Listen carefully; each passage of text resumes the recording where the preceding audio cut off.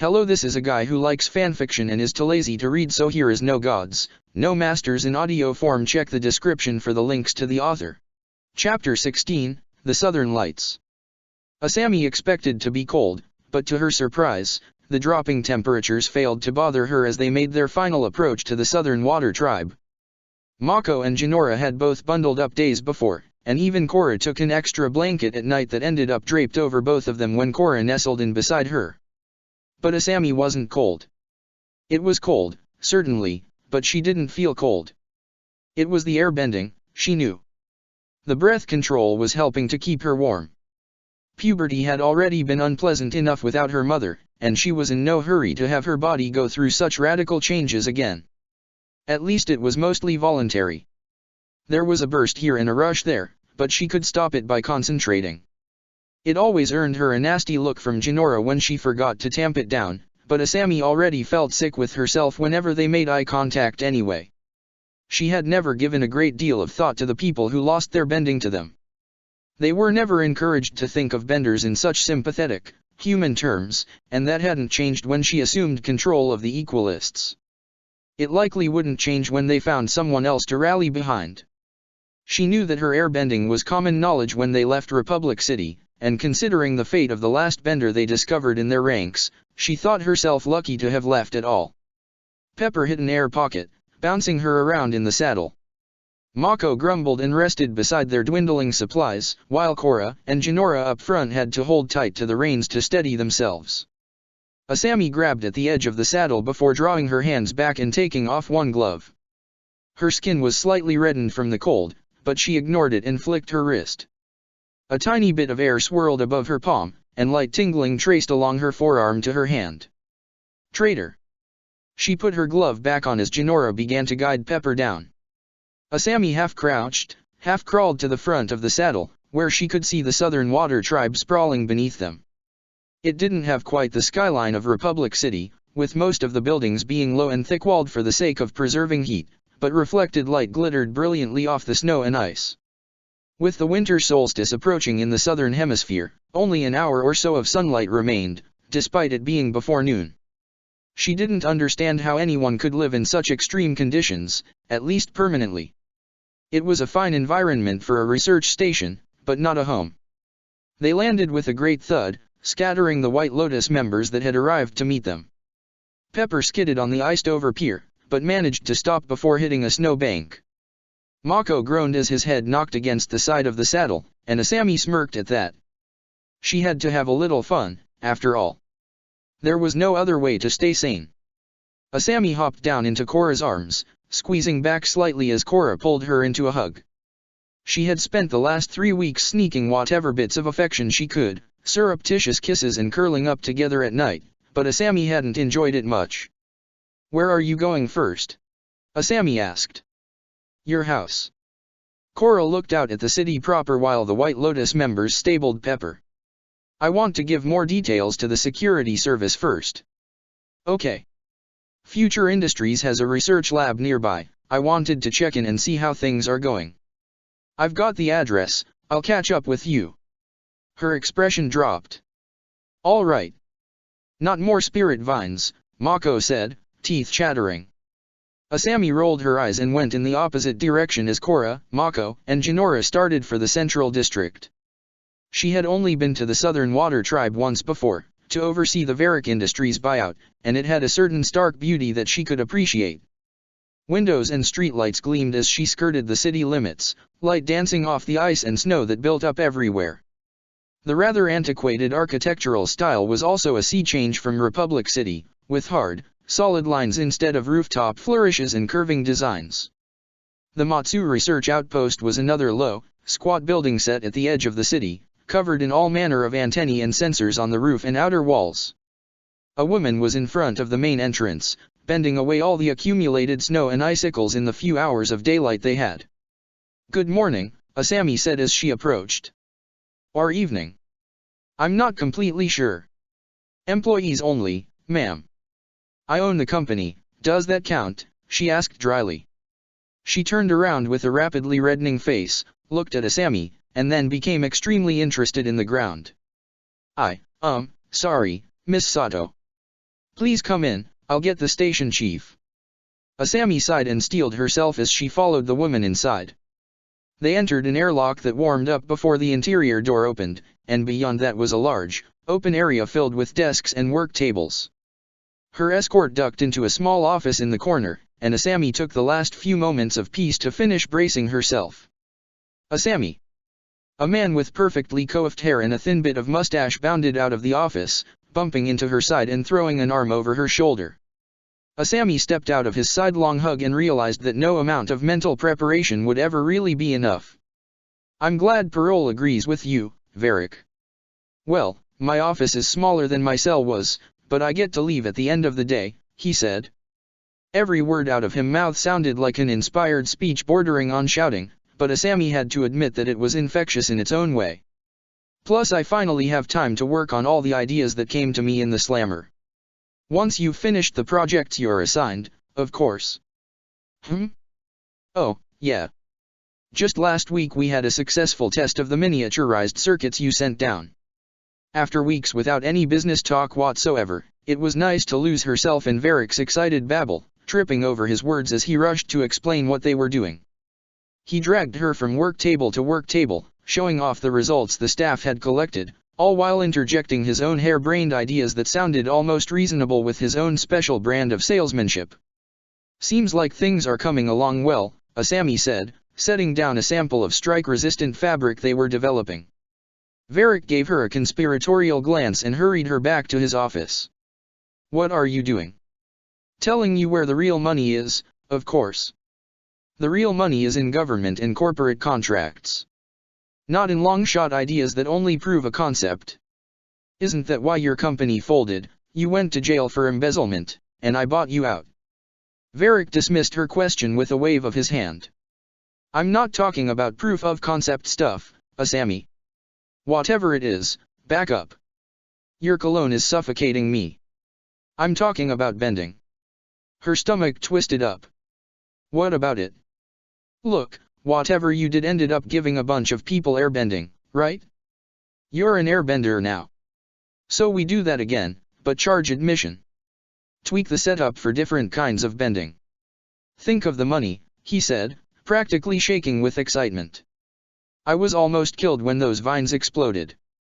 And I didn't do anything to give anyone any kind of bending, it happened hours later. I don't even want to be an airbender, Asami said, looking at her gloved hands. Traitor. I just want to be me. Oh, come on. You might be looking at the cloud in the silver lining, but do you know how many people would kill to wake up and suddenly be able to control an element with their mind? He made several exaggerated motions to drive his point home. Asami rolled her eyes. You're not even doing it properly, she said. Not the point. Think about it, okay? We could make a killing. There is no we here, Varric. You work for me, remember? Your name is on my checks, how could I forget? I wanted to give you the idea so Future Industries makes money and I keep getting those checks. She nodded curtly and went to the door. Thank you for keeping the company's interests at heart. I'd like a report on all the projects here sent to the regional office within the week. They'll know how to get it to me. With a quick glance around the main work area, Asami left, and the cold air hit her as she stepped back onto the street. At a crosswalk, while she waited for the light to change so she could find her way to Cora's home, she looked again at her hands, slipping off her gloves. You're an airbender now. She was an airbender, and that was what people would see. It was a part of her, as much as the scar on her side. A tear froze on her cheek. Mako shivered. Even with his coat, he was woefully unprepared for the climate. It had been so warm only a few weeks prior in Republic City, and the change was all too jarring. Every breath was ice in his mouth, and trudging through the snow on the ground was costing him the feeling in his toes. Cora had even slipped a sleeve over her right arm, which she usually left exposed to let the scar tissue there heal. She never said anything to him about it, but sometimes he would catch her looking forlornly at the lines in her skin before glaring at him. As far as he was concerned, the less said about it, the better. Apart from being slightly larger than its neighbors, the chief's house was difficult to distinguish from the others. The number and surname on the front were the only indications that they were in the right place. I used to play here, Cora said, crouching down and picking up a handful of snow. Mako wasn't sure who she was speaking to. I could make the snow into all kinds of shapes and then melt it with fire. She brought her hand up with a twirl of her wrist, making the snow spiral up into a thin spike. It moved along with the motions of her fingers, splitting at the tip and coalescing again, twisting and turning before she let it collapse into a loose pile. Mako saw her smiling, really smiling, like she was a kid again playing in her yard. It was oddly humanizing, making her look like a regular person where he usually only saw a font of badly contained anger on a hair trigger. At least, she was that way with him. With Jinora she was considerably softer, and Asami had her wrapped around her finger on the rare occasions when she came out of her torpor. I think a toe broke off in my boot, Mako said. He looked around. I guess it'd be redundant to call you Water Tribe here, wouldn't it? You might actually have to use my name, how terrifying. Seriously, probably losing digits. You came all this way just to stop and play in the snow? I'd kill for a set of parents to run home to, Cora. His use of her name seemed to have its intended effect. She stood up, took a deep breath, and went to the door. Mako and Jinora followed, standing a respectable distance from her while they huddled for warmth. She rapped on the door, hissing sharply as she drew her scarred fingers away. The door opened after a moment, revealing a middle-aged woman, slightly shorter than Cora, but otherwise bearing a striking resemblance. Shock spread on her face, and Cora began to tremble. "Mom," she choked out, tears glistening on her cheeks. "Cora!" She nearly fell into her mother's arms, sobs breaking through her labored breathing. Her mother tried speaking, but she too fell into incoherence, squeezing her daughter so tightly that they both fought for breath. Mako heard a heavier set of footfalls from inside the house, and Cora looked up long enough to see who they belonged to. Dad. Her father grabbed them both in a crushing hug, and the world around them seemed of little importance. Mako couldn't help but crack a smile, only to feel his heart twist up at the memory of his own parents. "Does this feel kind of intrusive?" he asked, turning to Jinora. "A little. They should really have this moment to themselves. My grandmother and aunt live right down the street, we can go there." Mako was going to tell her where they were headed, but Cora and her parents were in their own world. He shrugged and followed Jinora back to the street, where a gust picked up, cold air biting into every inch of exposed skin. While his coat provided some small protection, Jinora's jacket looked much thinner, and she stayed hunched over as they walked. Her breath puffed out in small gasps every few seconds. Mako snapped his fingers to call up a flame in his palm, and he held it out at waist level between them. "That's your own chi, it's not going to make you any warmer," Jinora said. "It's not for me." The shiver running along his chi path was small and unimportant as she took a step closer to him, looking up with her big brown eyes. Jinora wrapped her arms around his elbow so she could move the flame easily, and Mako couldn't say that he minded much. "You're really a triad boss?" she asked, kicking lightly at a snowdrift as they passed it. "What, your dad didn't mention that?" Jinora shrugged. "He did, but sometimes he exaggerates. Once he told me that the bison ate kids who didn't behave." Mako was unsure of how much of an exaggeration that really was, but he said no more about it. "Well, he didn't exaggerate here. I ran the triple threat triad." "Why?" He furrowed his brow. No one had ever bothered asking him that. Not even Lin. "Why?" "I mean, there's no simple answer to that. It's complicated, and not a super happy story." "Grandma lives pretty far down the street," Jinora said, squeezing his arm. "Besides, I already told a not super happy story, it's your turn." She had him there, Mako thought. "Fair enough. My brother Bolin and I are orphans, our parents died when I was 8. We almost got adopted, sort of, not important. There isn't much else to do on the streets for a kid but panhandle or run numbers, and the triads controlled both of those. There are places, orphanages," Jinora began. "A lot of those weren't much better than being on the street. We wound up in those places sometimes, usually winter. Really horrible. At least out in the city we could get more than a tiny plate of food most days. I'm the older brother, I tried to keep Bolin out of all the gang stuff. Some days I'd plant him in the park while I went and ran the numbers. It made us enough to eat, so I didn't really care if it was mixed up in triad stuff. Mako guided them around a patch of ice in the sidewalk, as all of Jinora's attention was on him. He was making every effort to not see her as cute, but he wasn't doing well. One day, I guess I was 12 or 13, the guy who gave me the numbers asked me if I wanted to make some more money. It hadn't been a very good week, so I said sure. We ended up stealing a bunch of jewelry from another triad, and when they gave me my cut, I had never seen so much money in my life, Jinora. I was able to get us both new coats, buy some real food, and get some stuff to make the alley we stayed in more comfortable. After that, when you suddenly have this amazing upgrade and all you need for it is a little crime, morals get kind of relative. I didn't want to go back to clawing around just to survive. He let out a deep breath, watching the vapor swirl and fade as it crossed his lips. Jinora kept pace with him, matching his stride step for step. Then what? After a while I started moving up through the ranks, eventually got us a small apartment. The boss at the time said I had a real talent for bending, and he taught me how to generate lightning. He died a few years later, and I helped run things after that until my partners tried to kill me. I got them instead, and once I was the only boss, we started absorbing the other triads. Your friends tried to kill you? Jinora asked, her voice wavering. Mako nodded. It's not the kind of life that encourages a lot of friendships. I see stuff when I try to sleep, too. But not masks. Their faces. All the faces. I never heard any of this about Counselor Bolin. Of course not, Mako said, smiling despite himself. The good counselor can't be associated with such a seedy criminal element. Until he needs something, that is. Then he'll work with anyone. Triads, equalists, doesn't matter. Whatever it takes to win those re-elections. At the mention of equalists, Jinora clutched his arm so tightly that he thought she might cut off the circulation. As it was, drawing out enough chi to keep her warm was letting the chill creep in through his coat, but he kept the fire going. Mako reached over with his free hand and patted her on the head. It felt silly, she wasn't a child and not all that much shorter than him, but she seemed to appreciate it all the same. We're here.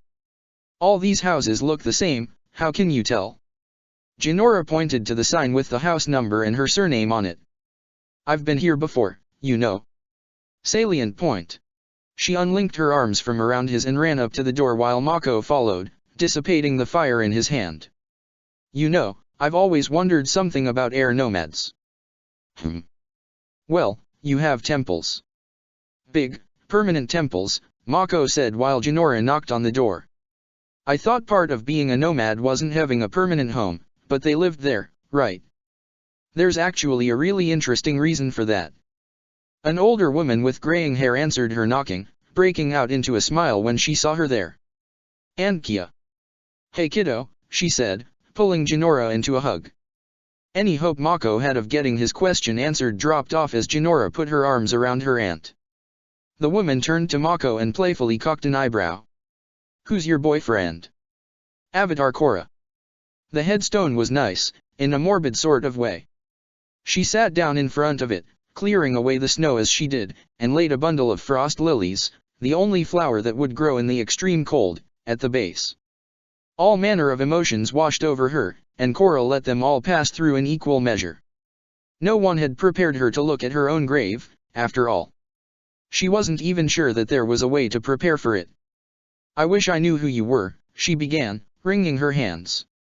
You were someone's daughter, and your only crime was looking too much like me. I wish I could at least tell your family what happened. Snow crunching underfoot drew her attention. Asami stood behind her in the otherwise empty cemetery, holding up the hem of her dress to keep it clean. They're waiting for you at the banquet hall, she said. Right. I wanted to come here first and, I don't know, see it, I guess. Must be strange. Korra nodded and stood up, taking Asami's free hand as they headed back into town. She tried lacing their fingers together, but Asami didn't notice, only looking solemnly at the road ahead of them. Your dress is really beautiful. Oh, thanks. I'm glad I had a week to find something in red. Blue isn't my color. Is something wrong? Korra asked, bending the snow out of their way. You don't know how to do that taking away bending thing, do you? The real thing, not the blood bending. Energy bending? No, I don't.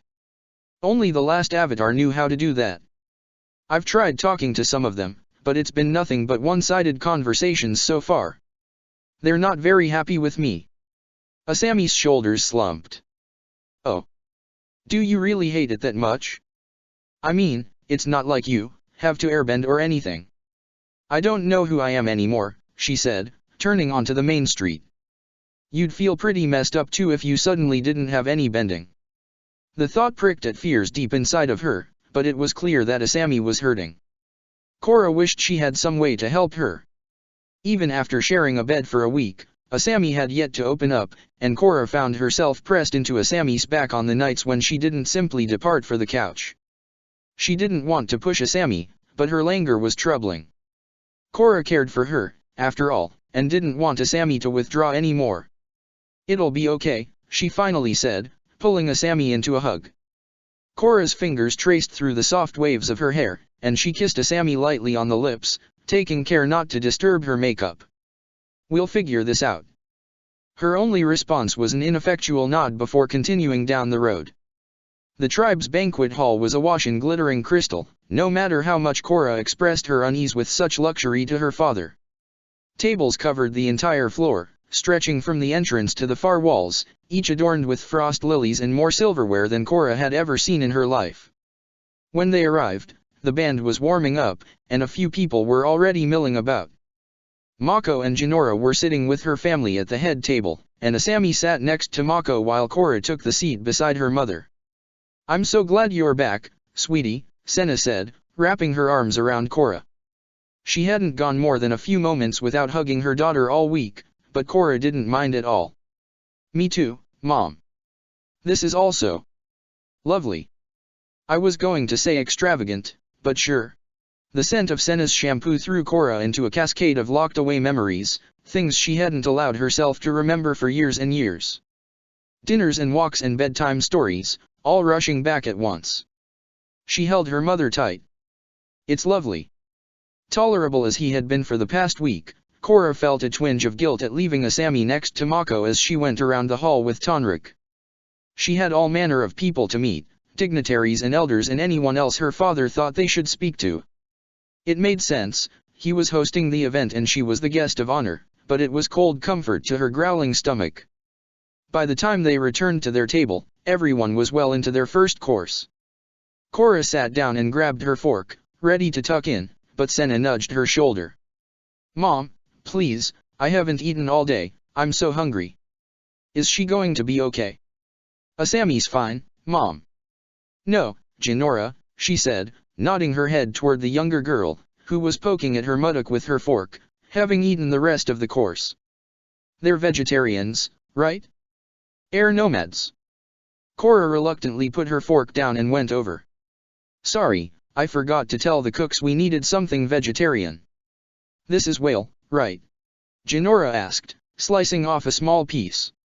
Yeah. I'll have them get you something else. No, she speared the piece on her fork and popped it into her mouth, chewing slowly. Her aunt and grandmother watched, surprised, but she didn't look at them. It's fine.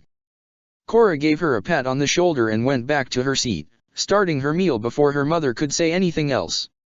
She worked through each course in turn, letting the tastes and scents dig up more memories, deep hazy images from her earliest childhood.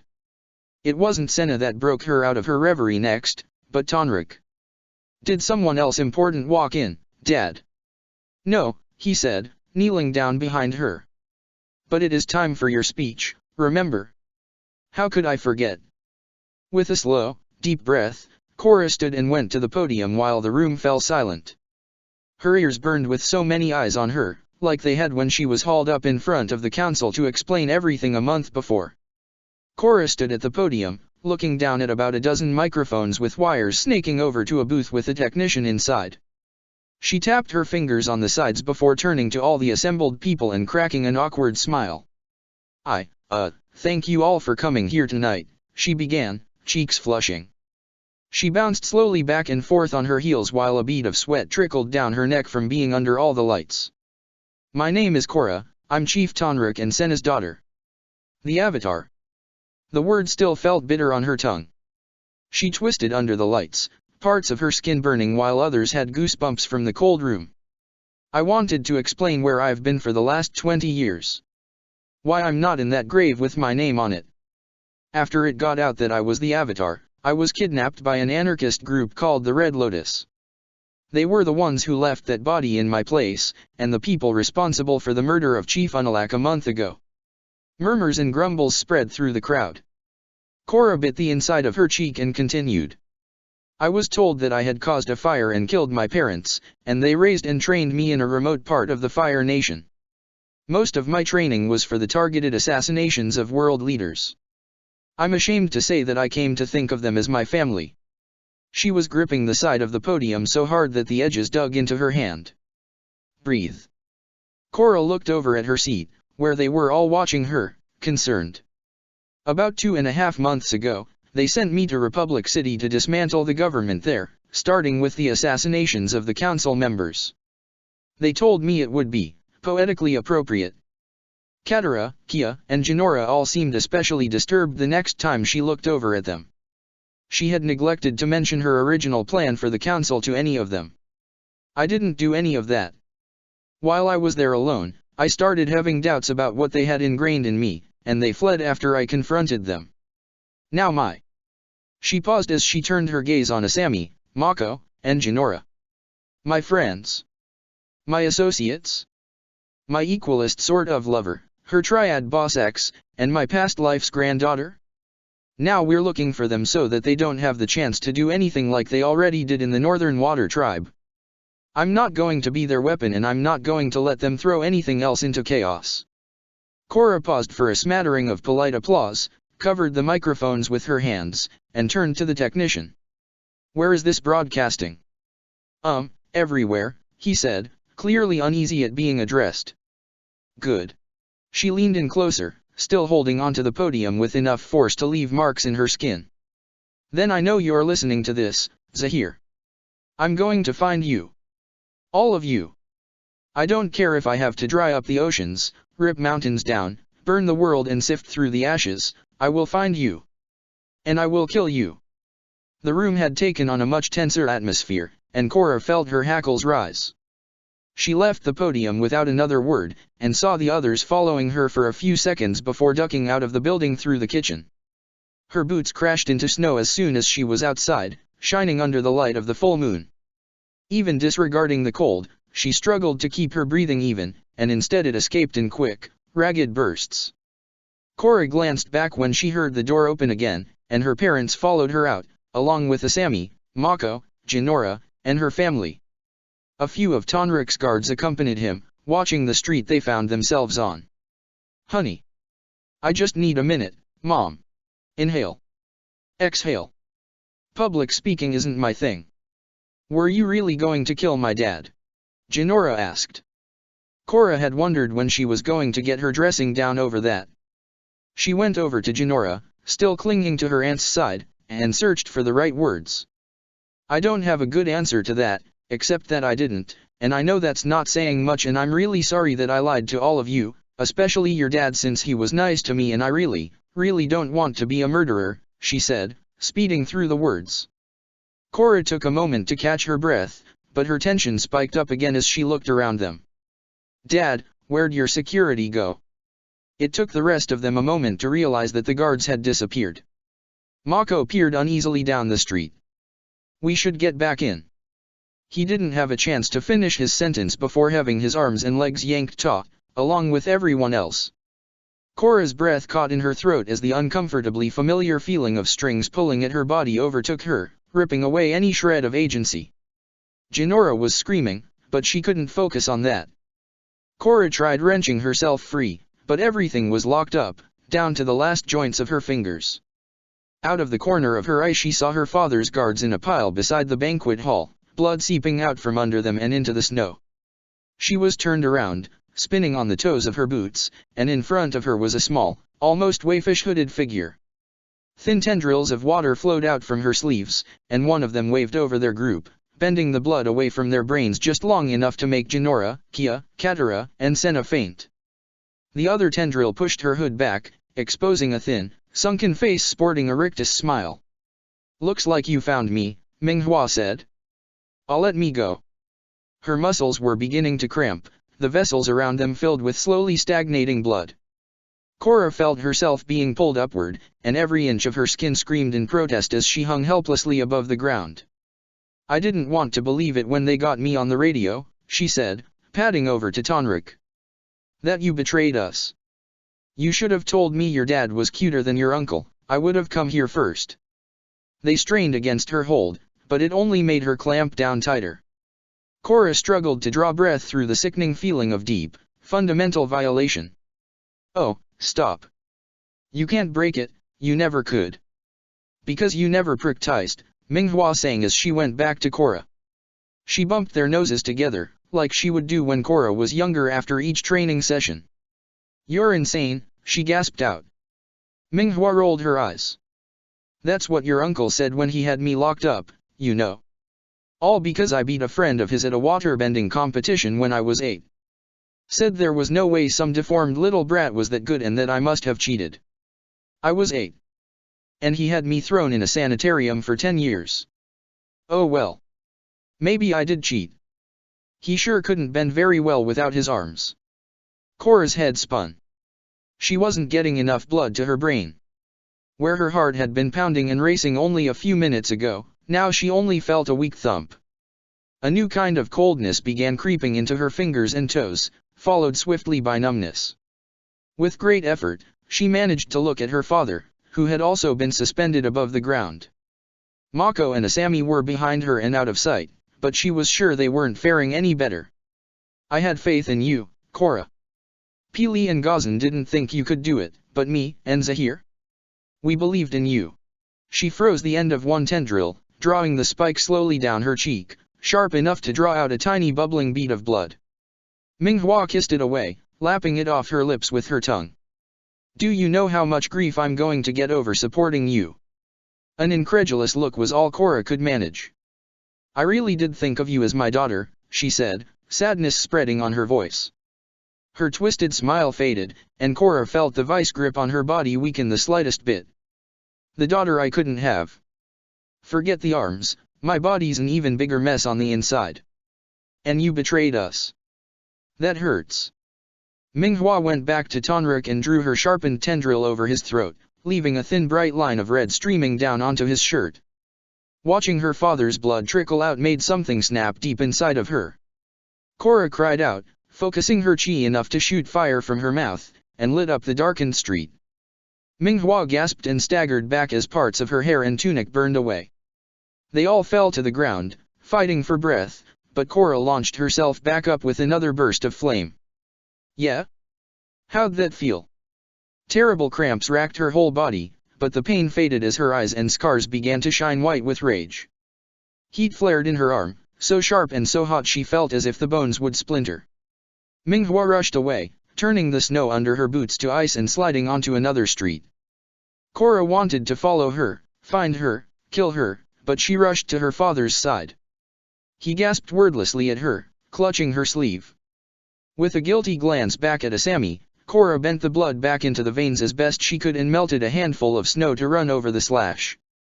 The water glowed as she moved her hand back and forth, eventually leaving only a thin white line. Wake up my mom, she can help more," Korra said to no one in particular. Asami dropped beside her and cradled Tonrik while Korra stood and took off after Minghua.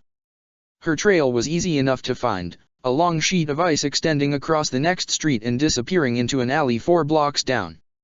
Korra bounded after her, the snow under her feet melting away an instant before her boots hit the ground. Whenever she turned onto a straightaway, she pulled in the air around her feet, letting her leap to the next sharp turn through the twisting maze of roads that made up the city. The scars on her arm and the edges of her vision glowed white intermittently, but she tried her hardest to tamp it down. She didn't want to lose control again. She didn't want her parents to see her like that. At the city limits, Korra cut loose, letting flames burst from her hands and feet to propel her as she leapt. The line of ice tapered off beneath her, replaced by small footprints leading toward an ice field near the hydroelectric plant on the coast. Cora could barely make out a small figure in blue through the brewing snowstorm, and shot forward in its direction. She came down hard on Minghua, who managed to twist in Cora's grasp so that she fell on her back. Cora straddled her and wrapped her hands around Minghua's slender throat. Her nails dug into the skin there, feeling the veins weakly pulsing beneath her grasp. "You bitch," Cora said through a snarl, feeling tears pricking in her eyes. Minghua writhed under her, but Cora kept her pinned as her thumbs crushed Minghua's windpipe. "I'll kill you, I'll kill you, I'll kill you." A tendril of water snaked up beside her face. There was no sharp, frozen point at the end, only a soft curve, stroking her cheek where she had drawn blood only minutes before. Minghua gave one last ragged, gasping breath, and fell still. Cora was silent for a moment, her hands still wrapped tight around the warm skin. Tears dripped down her cheek and onto Minghua's tunic, leaving small dark splotches. Her head spun like a top, and a tightness settled in her chest, threatening to crush her. She was screaming. She was crying. She couldn't tell the difference. Cora held onto Minghua's throat as tightly as she could and bashed her head against the ice, over and over and over. Her eyes shut tight while shocks carried up through her hands and arms. Every day she could remember spending with Minghua flashed in front of her, despite every attempt to block them out. Teaching, playing, sleeping, all the memories quickly sprung up, and she had to force her eyes open to get away from them. There was a low, gurgling squelch, and the resistance to the ice disappeared. Red and bits of pink slowly spread out around Minghua's head. Cora's grip loosened, fingers dripping into the red before she drew them back up in front of her. Her gaze slipped between her stained hands and Minghua, her sleek hair matted down by the blood. Cold, lifeless eyes stared back at her. The Avatar shouldn't be a murderer. All you are is a failure. Do you feel like a hero yet, Avatar? Cora fell off of her and retched, still crying as her dinner came back up. Hot, stinging bile pooled under her shaking form, mingling with the falling tears. The cramps in her muscles she had been able to ignore earlier came back in full force, an insidious after-effect of powerful bloodbending. She fell on her side, trembling and crying and trying to hold back any more vomit, when she heard a set of footsteps over the wind. "Hey, Water Tribe! Mako! Of all the people to see me like this!" She tried to sit up, if only to look that much less pathetic, but her arms refused to support her weight. Instead she fell back down, striking her shoulder on the ice. Cora cried out in pain, her throat raw. Mako knelt down beside her before he looked at Minghua. "Come on, let's get you cleaned up."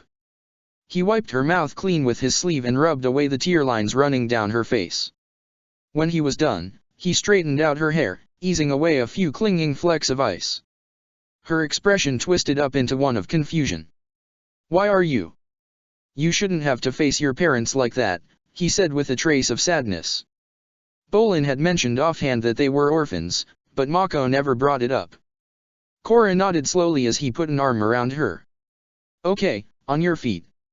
1, 2, 3. Mako hoisted her up, and they both spared a final glance at Minghua. Cora felt another bout of nausea coming on until she looked away. "What do we do about her?" he asked. "Leave it. The polar bear dogs will get her." Her mind clicked back into place when she saw the glittering lights from the city. "My dad, how's my dad?" "Take it easy, he's okay. Your mom and I carried him back to one of the healing centers."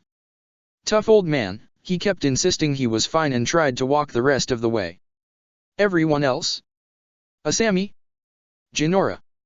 "Jinora is pretty shaken up, but they're all fine. I'm okay too, by the way," he added dryly. "Why are you being so nice to me? I can't imagine what your childhood was like if you think basic human decency is being especially nice, but if you want a reason, I'm trying to make you think twice about throwing me off Pepper somewhere over the ocean." Cora made a small sound of acknowledgement, walking along with her arm slung over Mako's shoulder. She didn't trust herself to open her mouth yet. Another tremor shot through her, and she whimpered. "That was your first, huh?" She nodded. Mako was pleasantly warm, and Cora allowed herself to press up against his side. He didn't seem to mind. Yeah, that's how I was after mine.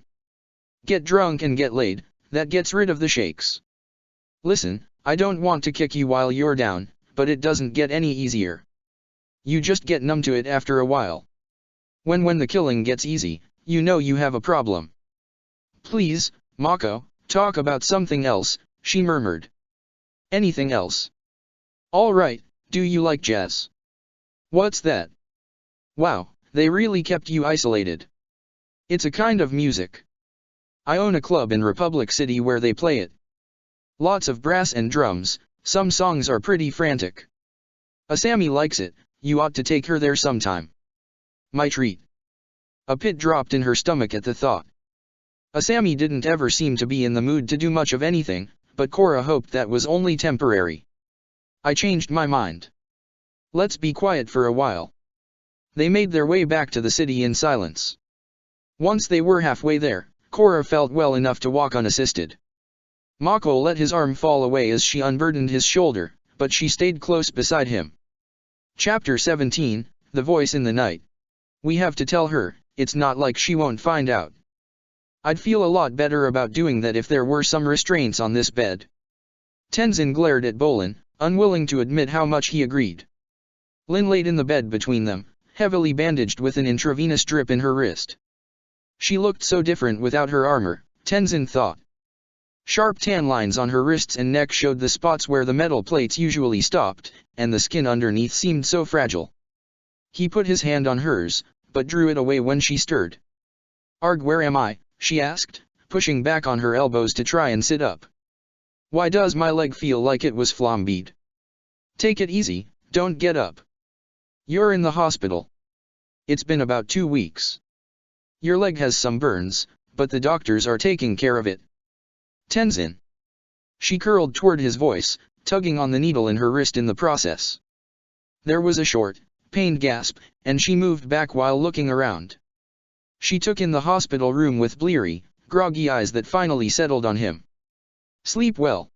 Bolin asked, trying to provoke a smile. It didn't work. What happened?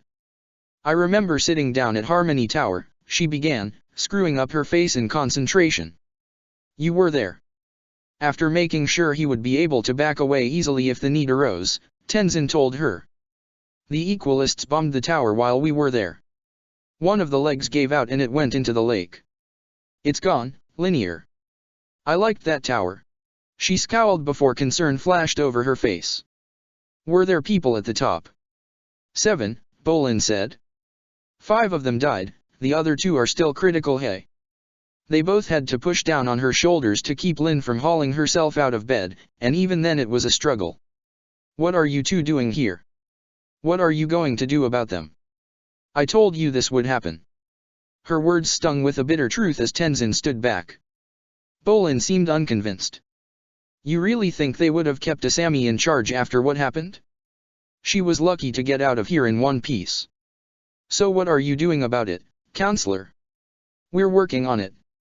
Lin scoffed. Typical politician answer. I'll blame that on the morphine, Bolin said, chewing the inside of his cheek. Their personalities rubbed roughly on the best of days, Tenzin knew, and it was far from the best of days. Counselor. A word, please. Tenzin led him out into the hall, where they stepped around a gurney to move away from the door. They should have kept her sedated longer. She's drugged up with no filter, Tenzin said. But there was a valid point under all that guff. We don't have any plans for dealing with the Equalists now. Unless you really are working on something, in which case the rest of the council would very much like to know. Don't you think you would have known about it already if I did? I have the beginnings of an idea. It's a risky one and bringing more people in on it would only complicate matters.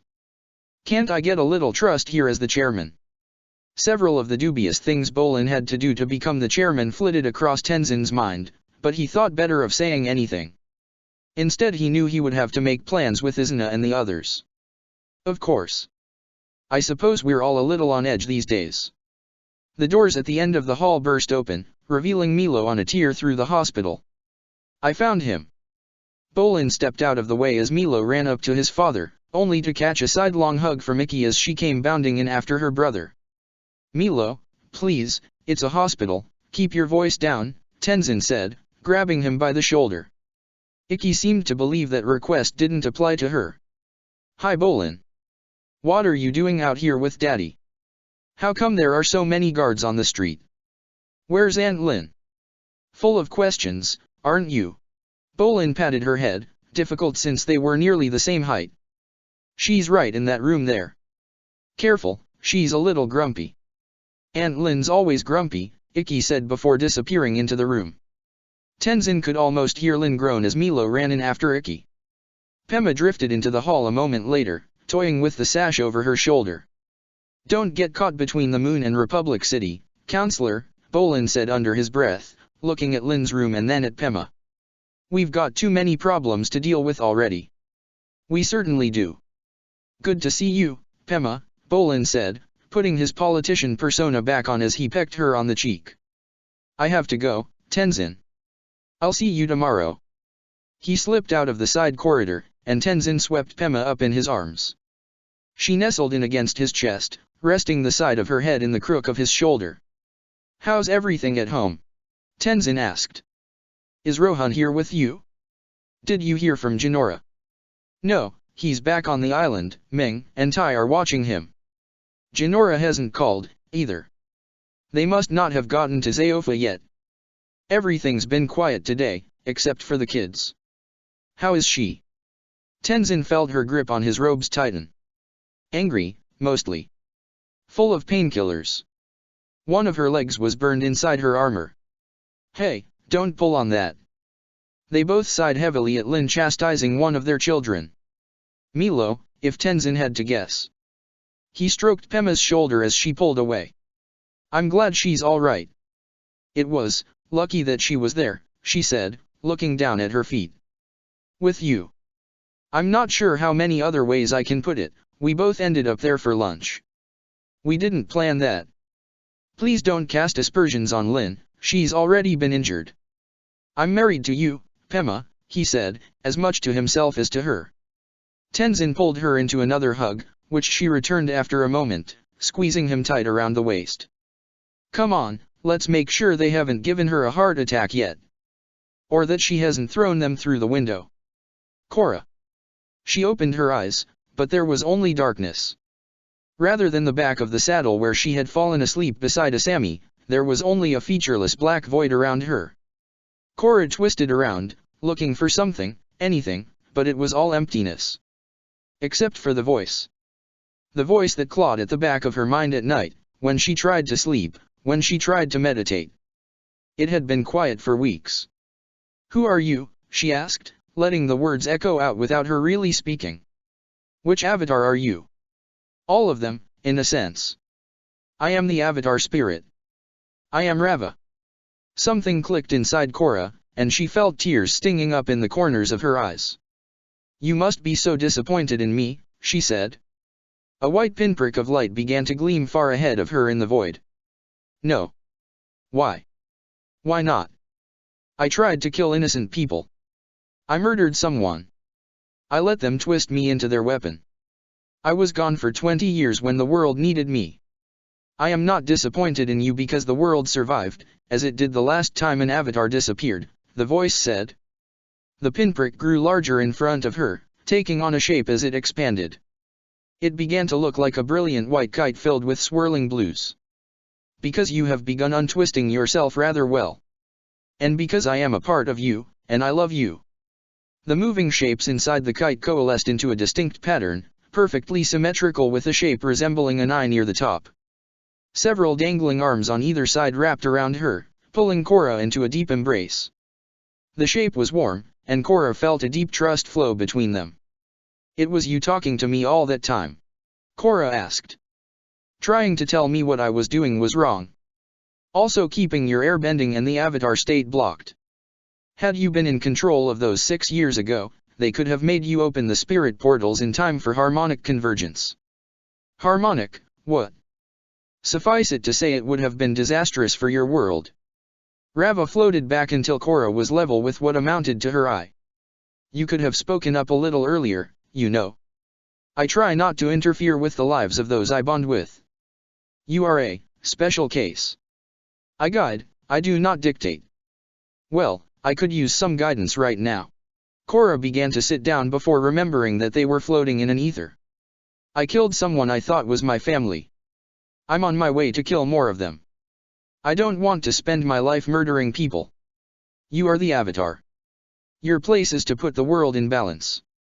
If the deaths of a few brings that balance to many, so be it. That doesn't really help me, Korra said.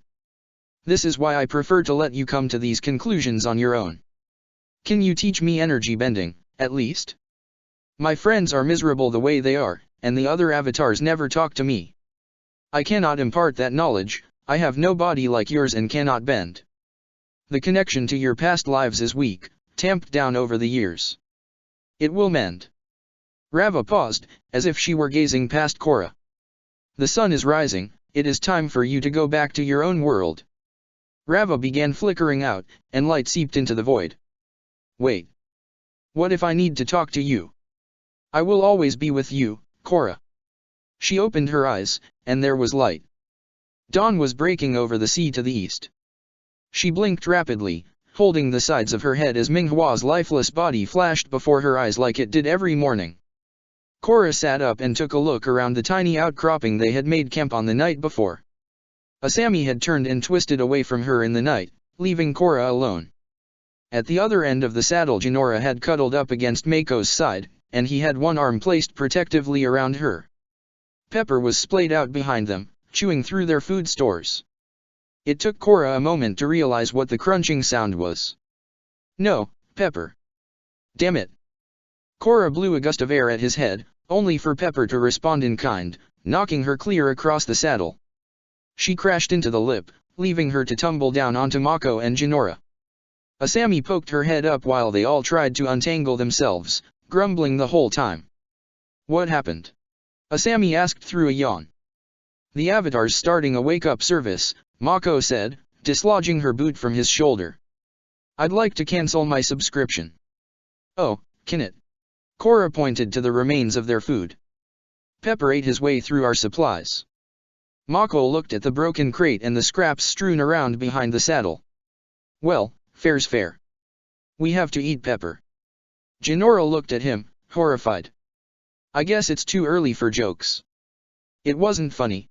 Jinora said, punching him in the arm. She wound back to hit him again, but broke into a smile instead and fell against his chest.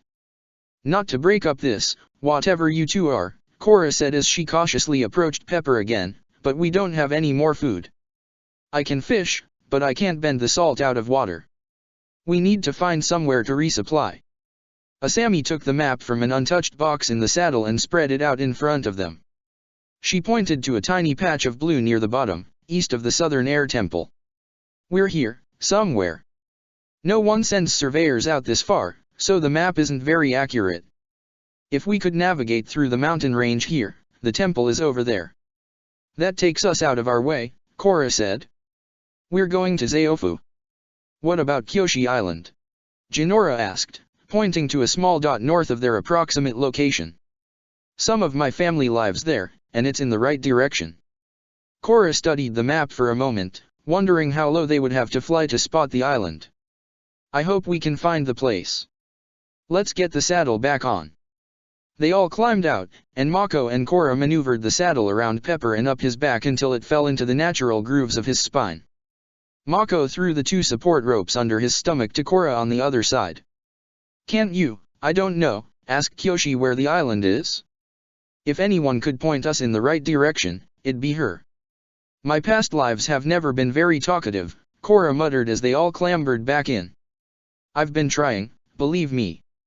Right now I'm the best you've got. Kyoshi Island Administrative Region. Jinshu Province. See, I told you we'd find it, Jinora said, pointing at the sign on the dock slowly coming into better view as they approached, without slowing down. Pepper, stop. Stop. Pepper did stop, but not before they had all jumped clear. He bumped into a shipping container, earning some panicked screams from the nearby dock hands. Korra helped Asami up while Jinora ran up to where he had come to rest. No. Bad bison. He snorted and laid down. Mako helped Jinora tease Pepper off the pier, leaving Korra and Asami following at a distance.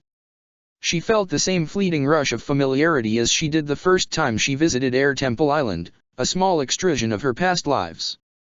The dock hand slowly returned to work, shooting occasional glances at Pepper as he lumbered off. I meant to ask you this earlier, Korra began as they started toward the city proper, but I don't really have much in the way of money for supplies. Asami ducked under the base of a crane. I'll take care of it. Great, thanks. Hopefully we can get what we need and get back in the air quickly. Korra's hopes fell somewhat flat when they found Mako and Jinora again. They were picking out splinters from Pepper's feet while he laid on his side, making deep, sonorous whimpers. What happened? She asked, running her hand through her hair. You were 5 minutes ahead of us, if that. Someone smelled fresh fruit, Mako said, carefully extracting something that looked more like a spike than a splinter, and decided to go trotting through the freshly cut part of the tree line there. Can he fly? Jinora shook her head. Not for a few hours, at least. And it's already getting close to sunset. There's a train that goes right to Zaofu, it's the provincial capital, Asami said as Jinora turned another frightened gaze on her. We can't leave him here. I had such high hopes for this day, Korra thought. Okay, clearly we're not flying out of here. We might as well find a place to stay. Shouldn't you have a standing reservation here somewhere? Mako asked. I mean, you did make the island. Korra ignored him. What about your family, Jinora? I hope I remember the way to their house. Jinora did not, in fact, remember the way to their house, and it was several wrong turns and backtracks before her pride allowed her to admit she didn't know the exact route. Okay, so it's been a few years since I was here, she said, sulking. I'm not good at finding my way around cities anymore. We could ask that woman that looks like Asami, Mako said, nodding across the street at a woman overseeing the unloading of several crates. Asami scoffed. She doesn't look like me. They both had a point, Korra thought. She looked like Asami in much the same way that any woman of a similar height with black hair and green eyes looked like Asami, but everything else was different. Her stance was more rigid, her hair was pulled back into a long, flowing braid, and a small beauty mark dotted the skin under her right eye. Her outfit was green and silver rather than red and black, and several gleaming strips on the sleeves marked her as a metal bender.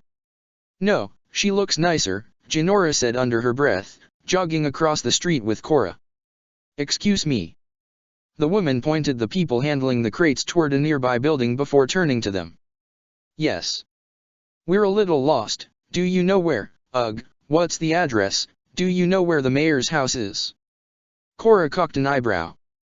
The woman gave them a small smile. I would hope so. 2 blocks north of the street there. Thanks. Jinora went back across the street, leaving Korra to lock eyes with the woman for a moment. She didn't drop her subtle smile, and Korra fiddled with one of her bag's straps. Thank you, she mumbled, and hurried across the street to catch up with the others. Okay, this all looks familiar, Jinora said when they arrived. It was a long, low building paneled in wood, classically designed and rather out of place in the modernizing city. If anything, it seemed more fitting as one of the outbuildings on Air Temple Island. The setting sun shone on a statue of Avatar Kyoshi on a pillar on the opposite corner of the street, gazing watchfully down on them as they went inside. So who's the mayor? Korra asked. My grandma's brother's son. I forget what kind of cousins that makes us. Jinora slid the door open, revealing a nearly empty entry hall with polished floors and bars running along the walls at waist height. A few wooden practice swords hung in place in a corner. Doors on the far side of the room led into the rest of the building, half concealed from the street. Is this a dojo or a dance studio? Mako asked. Both. A girl about Jinora's age opened one of the far doors and walked up to them, shrugging off shoulder pads and a heavy black vest over a green tunic. Her face had been made up bone white with red flourishes around her eyes, and a pair of gold fans hung from a loop on her belt. Looks like the statue outside, Asami said. Suki. Jinora ran up to the girl, throwing herself into a powerful hug. They spun once, twice, and then settled back down, still hugging each other tightly. Their cheeks rubbed together, and when they separated Jinora had a smear of white makeup on her face, while a bit of the other girl's olive skin shone through. "Oh, this is my second cousin, Suki. Suki, this is Avatar Korra, Mako, and Asami." "Whoa," she said, going up to them. "The Avatar and the lady who brought the Air Nation back." Asami played with a button on her jacket to avoid meeting Suki's gaze, which she turned on the last member of their group. "And, I guess I didn't hear anything about you." "I'm just along for the ride," Mako said. Jinora slipped off one strap of her backpack and rubbed her shoulder. "Suki, my bison has to recover before we can get to Zaofu. Would it be okay if we stayed here tonight?" "Zaofu? You couldn't have come at a better time." Suki ran back into the house, shouting all the way. "Dad! Grandma! Cousin Jinora's here!" And she brought the Avatar. Suki proved to have a surprisingly strong grip as she led Korra through her house, making introductions. There was her younger brother Piandao, who hardly looked up from his book when they barged into his room, her father Hakata, the mayor, and the late Councillor Sokka's son, her mother Koko, who made no small mention of being a descendant of Avatar Kyoshi, and her grandmother, also named Suki, who had traveled with the last Avatar and was not to be called Old Suki under any circumstances. "Hey, this is really fun and all," Korra said as Suki pulled her down another hallway, "but we stopped here because we needed supplies. Pepper ate all our food and we still need to get to Zaofu." "Oh, Dad will take care of all that. You'll have so much stuff you won't be able to take off." "That's not really the goal. But you have to stay for dinner, at least." They came back around to the common room, where Mako, Jinora, and Asami sat. Asami was examining a model of the bridge that connected Kyoshi Island with the mainland, while Jinora had nuzzled into Mako's side with a book. "Besides, it's dark now. You can't fly at night. And we've got guests from Zaofu too, so your timing is perfect." "Our timing is usually horrible, actually," Mako said, getting a smirk from Jinora, and even Asami grinned. "We show up in time to get attacked or have things blow up." "Please don't blow anything up," Suki said, dead serious for the first time since Korra met her. "There's a recital in BA Sing SE in a few weeks to prepare for and we need our practice space." "Don't listen to Mako, just don't listen to him." He wasn't exactly wrong, Korra knew, but she wasn't about to tell him that. "What guests do you have, Suki?" "Probably only the one tonight, the others are using their new fancy train." A door slid shut in the next room, followed by footfalls in the hallway. "Anyone home? Mayor? Suki?"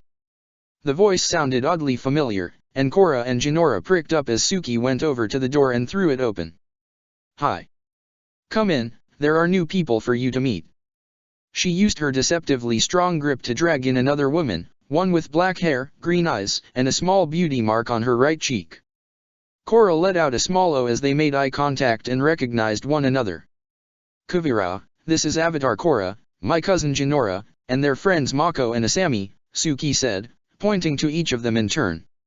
"And this is the Lieutenant Governor of the Jinshu Province, Kuvira Bafong." Mako tensed up. "Bafong?" Korra thought. "Hello again," Kuvira said, prying her way out of Suki's grip and going to shake Korra's hand. She deftly avoided squeezing on the scarred parts, and Korra felt a low warmth blooming up in her cheeks. Maybe she did look more like Asami than Korra gave her credit for. "I see my directions helped." "Yeah, thanks, Governor." "Oh, you can call me Kuvira." "Suki, is your father around?" "Everything's been unloaded, I need to clear up the last few details with him." They slipped out of the room, and Korra sank onto the couch next to Jinora, trying to tamp down the flush in her cheeks while looking guiltily at Asami. Suki's promise of dinner did not go unfulfilled, and after pushing 2 tables together her parents laid out more food than the 10 of them could ever hope to eat. Every bit of space not covered by their plates and glasses was filled with platters of food: steamed elephant koi, mountains of rice, a thick beef stew, unagi sushi, soba, and udon noodles by the bowlful, tempura, miso soup, and sunamano. Korra found herself between Asami and Kuvira on one side of the table, while Mako and Jinora sat opposite her. Aside from the steamed carrots, which Kuvira monopolized, Korra set out to try a little of everything. Jinora, too, seemed to have lost her qualms over eating meat, and had plenty of the sushi in between her excited conversations with her cousin. "So Kuvira, you're heading back to Zaofu in the morning?" Hakata asked while trying to move a large plate of saffron rice. "You're welcome to stay, you know. I appreciate that, Mayor, but I took the majority of our militia for this aid mission and they're anxious to go home. Not to mention the bandit issue we're still dealing with. I'll give your best to the governor when I return." Old Suki huffed, and Hakata pinched the bridge of his nose. "Mom, it's been 50 years, you've got to let this go," he said, his voice hinting that the same issue had come up many times before. "There's no point to this silly grudge, and even if there was, you're not holding it against the right person." "Easy for you to say. Mom. Is there something wrong with the administration?" Korra asked, looking down the table to where they sat. "I know Kyoshi Island used to be its own governorate before everything was reorganized." "Nothing so idealistic," Kuvira whispered. "My parents split up for a year when I was 8, Hakata said, still looking at his sour-faced mother. "And the governor is my half-sister, Suyin.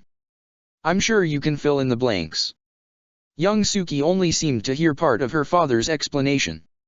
Unfortunately, it was the part that got her grandmother riled up. "Are we going to visit Aunt Su? Can we, Dad? Zaofu is such a cool city."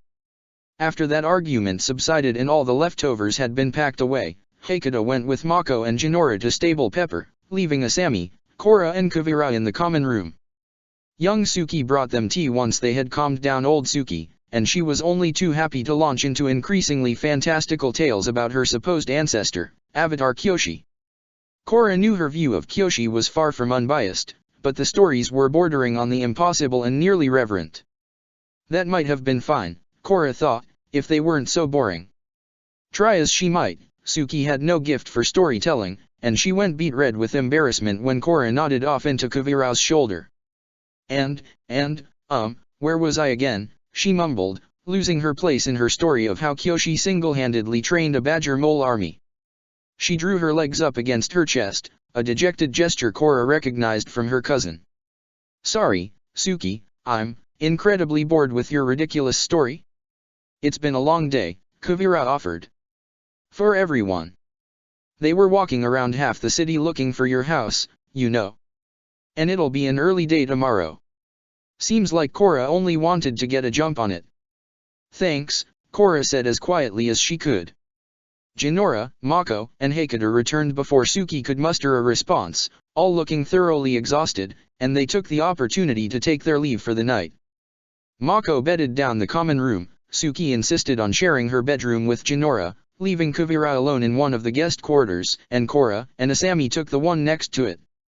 It was a small guest room with a pair of beds, but Korra followed Asami to the one she picked out when they retired and sat behind her, pressing into her back. "I thought that story about the Ba Sing Se dungeons would never end," Korra said, sliding her hands along Asami's waist and flitting under her nightgown.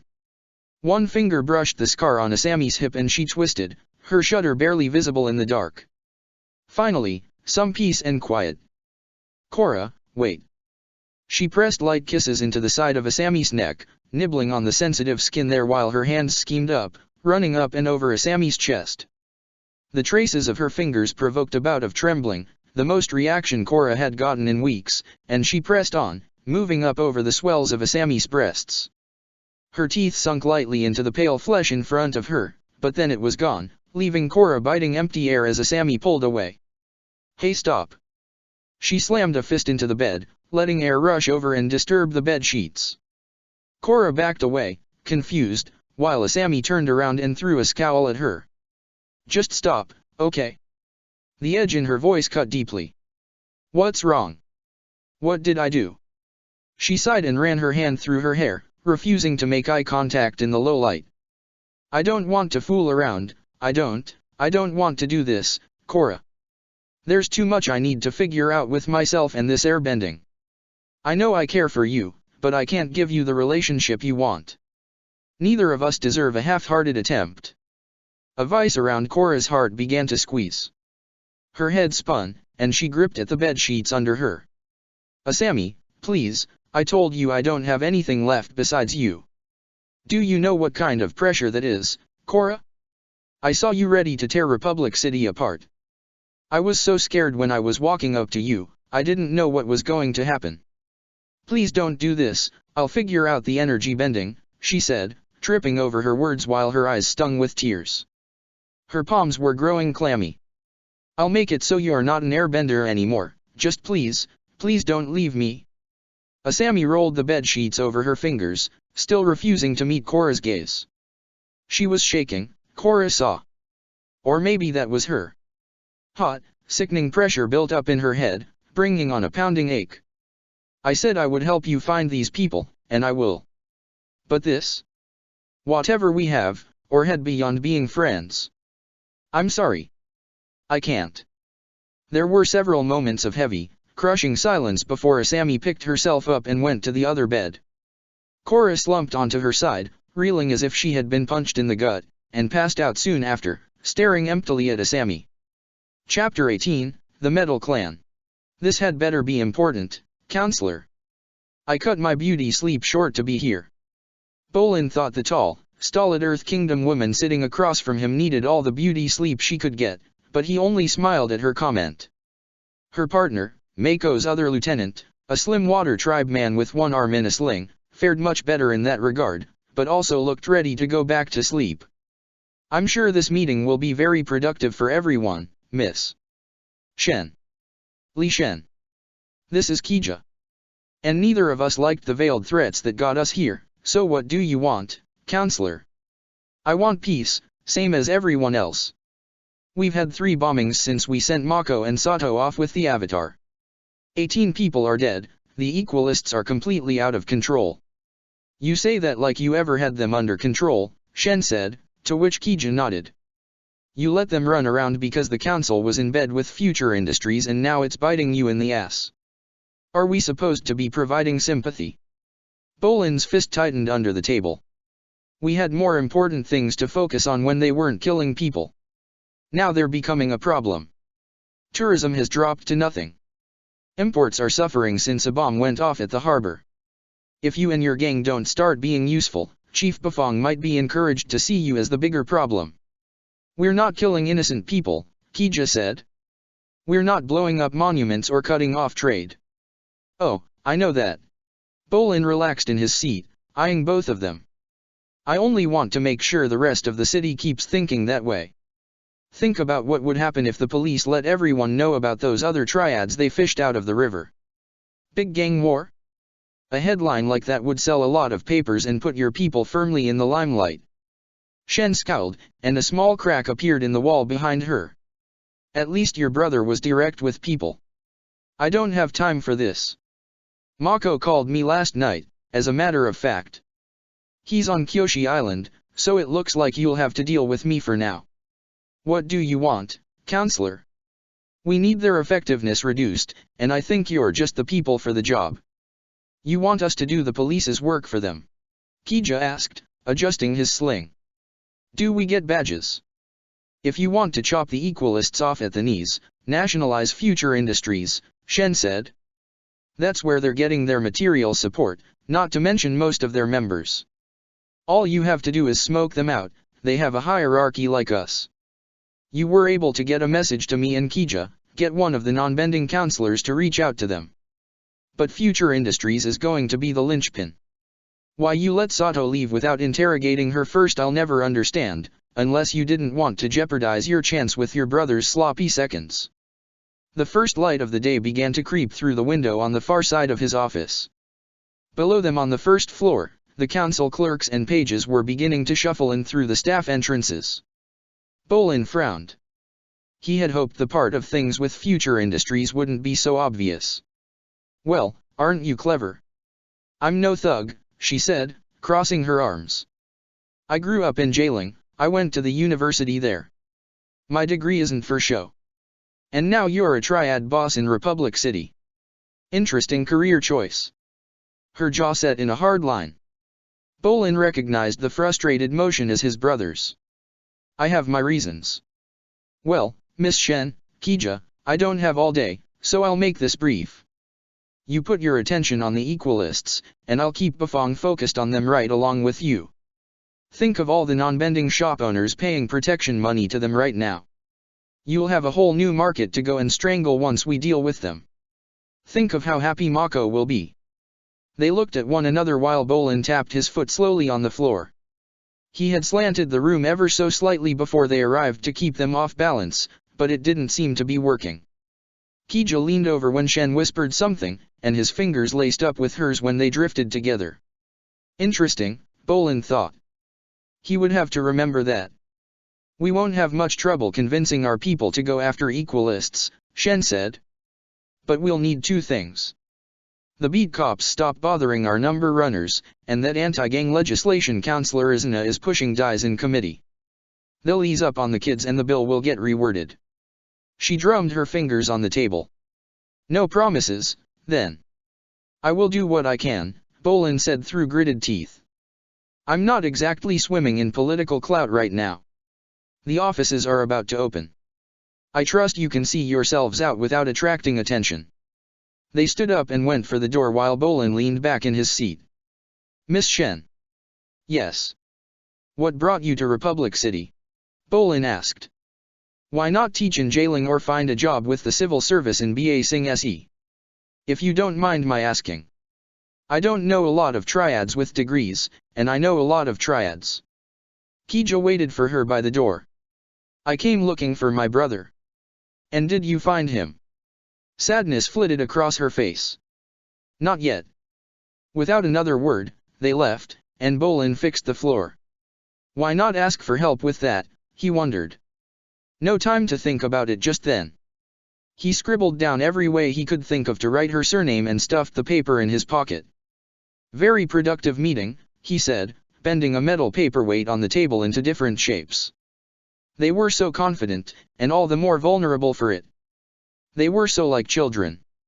Bolin smiled, imagining all the pieces falling into place. Very productive.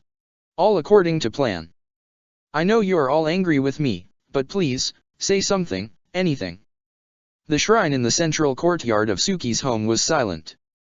Korra sat alone in the middle while the first few rays of sunlight crept through the slatwood walls. Avatar Kyoshi's things surrounded her, and Korra faced an ornately carved statue of her past life, intricate details casting a watchful gaze over the shrine. She had a sense that she wasn't supposed to be holding one of Kyoshi's fans, but, Avatar's prerogative, she figured. Not that it helped. No matter how she tried to clear her mind and connect with the relics around her, she only saw Minghua's lifeless face staring back at her when she closed her eyes. A few light beads of cold sweat trickled down her neck when she tried. Why won't you talk to me, she asked, her free hand balling up. Why are you leaving me, too? She slammed her fist into the floor, making her knuckles sing with pain as the skin there scratched away. I need you. I need you, and you've all abandoned me.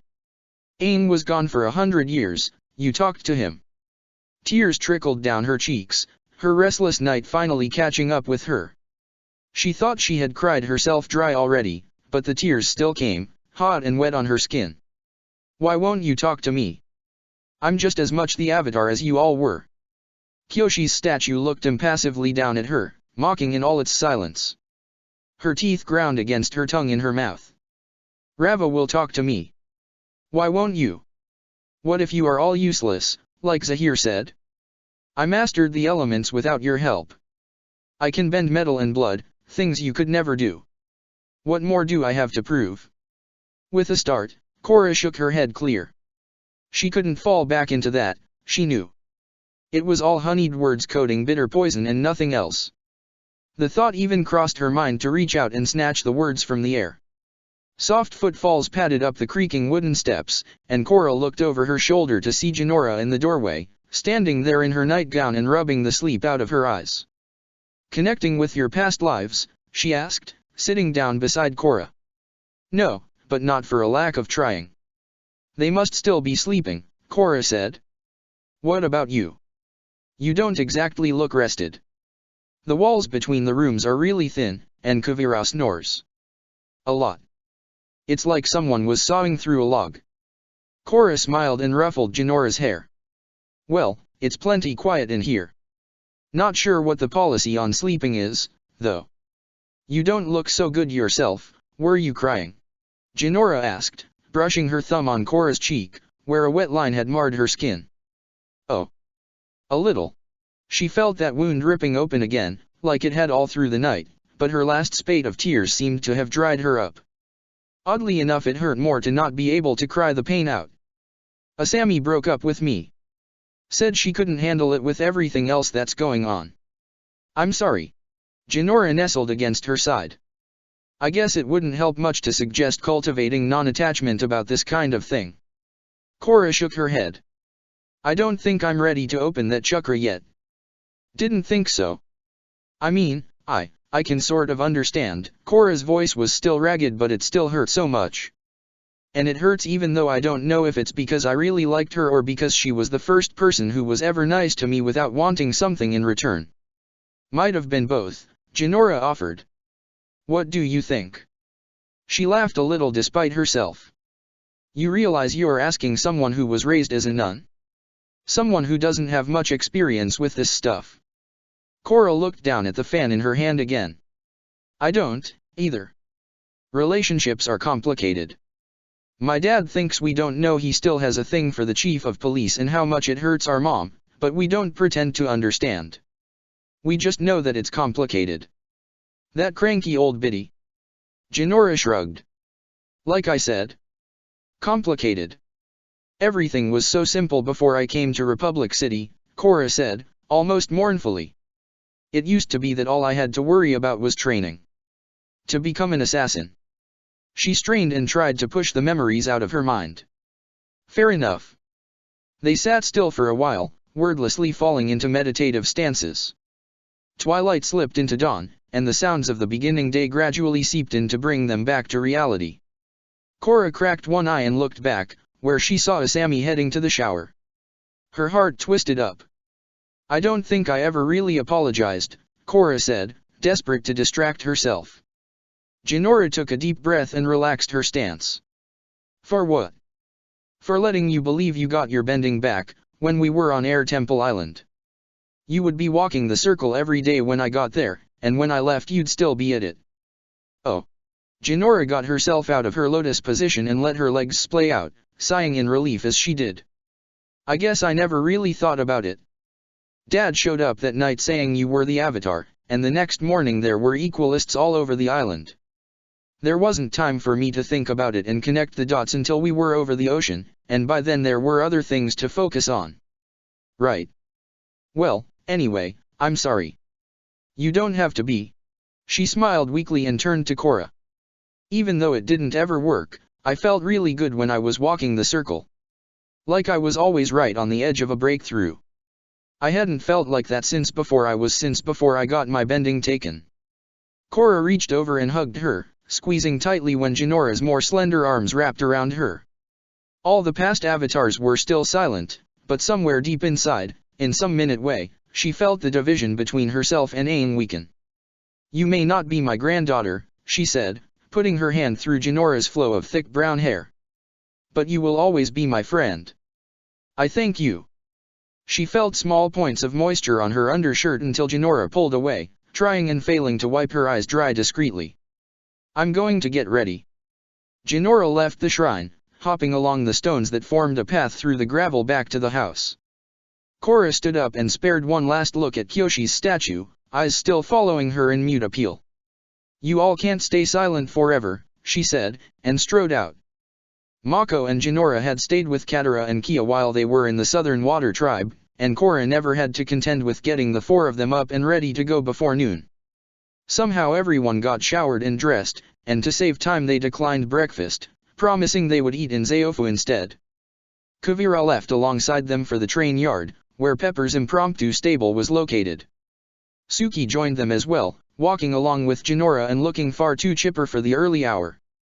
Mako found himself walking between Cora and Asami, and despite his every effort to get out of the tense space between them, they always reformed their ranks with him in the middle. She didn't seem any different, Cora thought as she snuck a glance at Asami, or she was hiding it well. Fair enough, they had an important job to do. If Asami could be professional about it, so could Cora. In any event, She was too burned out between her latest failure to contact the past avatars, a lack of sleep and food, and their breakup, such that it was, to feel much hurt. Pepper bounded out of the empty train shed when he saw them approaching, scattering 3 of Kuvira's militia in his hurry to get to them. He nearly jumped on Mako and Jinora, leaving the rest of them to duck out of the way. Mako got a face full of bison tongue before Pepper gently bumped Jinora with his head. "Come on, I just showered," Mako said, trying in vain to wipe himself clean. "How come you don't do that to her? You fly on that thing?" Kuvira asked, maintaining an appreciable distance from Pepper. Mako and Asami threw their things up into the saddle while Jinora spoke with Suki. "It's surprisingly pleasant," Korra said, feeling a sudden need to defend it. There wasn't any condescension in Kuvira's voice that she could detect, but something in it made her want to convince the other woman. "We're going to Zeofu too, why don't you give it a try?" Pepper playfully nipped at Mako's sleeve. "Thanks, but no thanks. I don't even like airships that much, I'll stick with the train." Kuvira motioned for a few members of the militia who were waiting around to get the train started. "Which you're welcome to ride along on, we are both going to Zeofu, after all." Kuvira had evidently gotten much more sleep than any of them, because she sounded much more alert and aware than they did. There was a certain temptation in her calm, measured contralto, and Korra felt the ground beneath her feet grow uneasy. She looked back at Pepper, where Mako and Asami were securing the lashings of his saddle. Yeah, I think I will. Let me tell them." She nodded, and Korra jogged back to where they were preparing to take off. Hakata had indeed loaded the saddle back up with supplies, but not so much that Pepper was unable to take off, thankfully. Jinora and Suki cut Korra off before she could tell them anything. "Here, this is for you," Suki said, holding out a long sandalwood mala. "My mom says it was my great-great-great-great, she said it was Avatar Kyoshi's. Mom says it's from the Eastern Air Temple." Korra took the bracelet and let it hang in her grip. 108 small dark beads looped around on a bright white string, rolling easily in her hand. The string terminated in a complex knot emerging from one of the beads, brushing on Korra's wrist when she wrapped the mala over itself and put it on her unscarred arm. Kyoshi's or not, it sent a small cascade through her mind to the same place where she felt the gulf between her and Aang shrink. "Thanks, Suki, this is really great. I hate to take your cousin away so soon, but it looks like we're about ready to go." She turned to Jinora. "You didn't tell her?" "Tell me what?" Korra asked, twisting her wrist to let the mala fall into a comfortable position. Mako and Asami came up behind her once they had secured Pepper's saddle. "I thought I might stay for a while," Jinora said, grinding her boot nervously into the ground. "Suki offered to let me train with her and the Kyoshi warriors here. I couldn't use Pepper, so you'd have him for as long as you needed." "Really? Fans, swords, all that?" Mako asked. "And boomerangs," Suki said, beaming. "You felt the need to apologize before about the airbending thing more than 2 months after the fact. I guess I don't want to feel defined by what I've lost." Korra nodded and hugged her, letting Jinora rest in the crook of her shoulder. "We'll keep in touch," Korra said as they separated. "And let your dad know you stayed here, okay? I'm sure he's been on edge." "Will do." Jinora begrudgingly offered her hand to Asami, and she shook it after a moment. "I know you don't believe me, but there are worse things you could be than an airbender." Asami looked at her free hand. She went to Mako last. Korra saw a slight reddening in their cheeks, and she couldn't help but smile a bit at that. Jinora fiddled with her hands while Mako stumbled through his goodbyes. "Don't get too reckless with those swords, okay? Or the boomerangs, Bolin had one of those when we were kids, it came back around and clocked him in the head. And if Pepper throws me off I'm sending back his pelt." Jinora shut him up by throwing her arms around him and planting her lips on his. Korra's jaw dropped, Asami rolled her eyes, and Suki squealed and clapped her hands. Mako's eyes widened and he tried to pull away for a moment, but Jinora tightened her grip until he relented and kissed her back. He returned her hug as well, lifting her up so that she didn't have to stand on her toes to reach him. Once she broke away, gasping for air, Jinora settled in against him, nuzzling her cheek into his shoulder. "Thank you," she said, giving him one last squeeze. Thank you for making me feel safe again. Mako patted her gently on the head, still looking shell-shocked. Yeah, no problem. Blushing a bright scarlet, Jinora shuffled over to Suki's side while everyone else came back to their senses. Asami climbed into the saddle without another word, but Korra had to wave her arm in front of Mako's face to bring him back to coherence. She pushed her backpack into his hands. Hey, lover boy. I'm taking the train, you've got Pepper. Just follow the tracks. He cocked an eyebrow, turning back toward Asami and then to Korra, but she was already headed for the train. Fly the bison, Mako, do this, Mako, do that, Mako. Pepper sneezed, rocking mightily in the air and sending Mako scrambling to keep himself balanced on the bison's neck. He looked down at the ground, a wash of greens and browns with a line of silver track cutting through. The Zeofa militia's train sped north at a steady pace beneath them, passing by several small villages and towns. Pepper followed behind the train, and whenever they approached a settlement and the ground shook, people would gather near the station to watch it go by. They've got plenty of goodwill built up, he said, easing himself back into the saddle and tying the reins to a catch. Keep going this way, Pepper. I'll find you some good fruit when we get to Zeofu. He growled and beat his tail, driving them forward. Mako took the opportunity to stretch his arms and legs, the first chance he had in hours. However large the Jinshu province was, Mako thought, it was too large. It was well past noon and Zeofa was nowhere in sight. The rail line simply stretched endlessly north, branching off every so often while the train continued on the central path to the capital. There were 16 cars speeding along.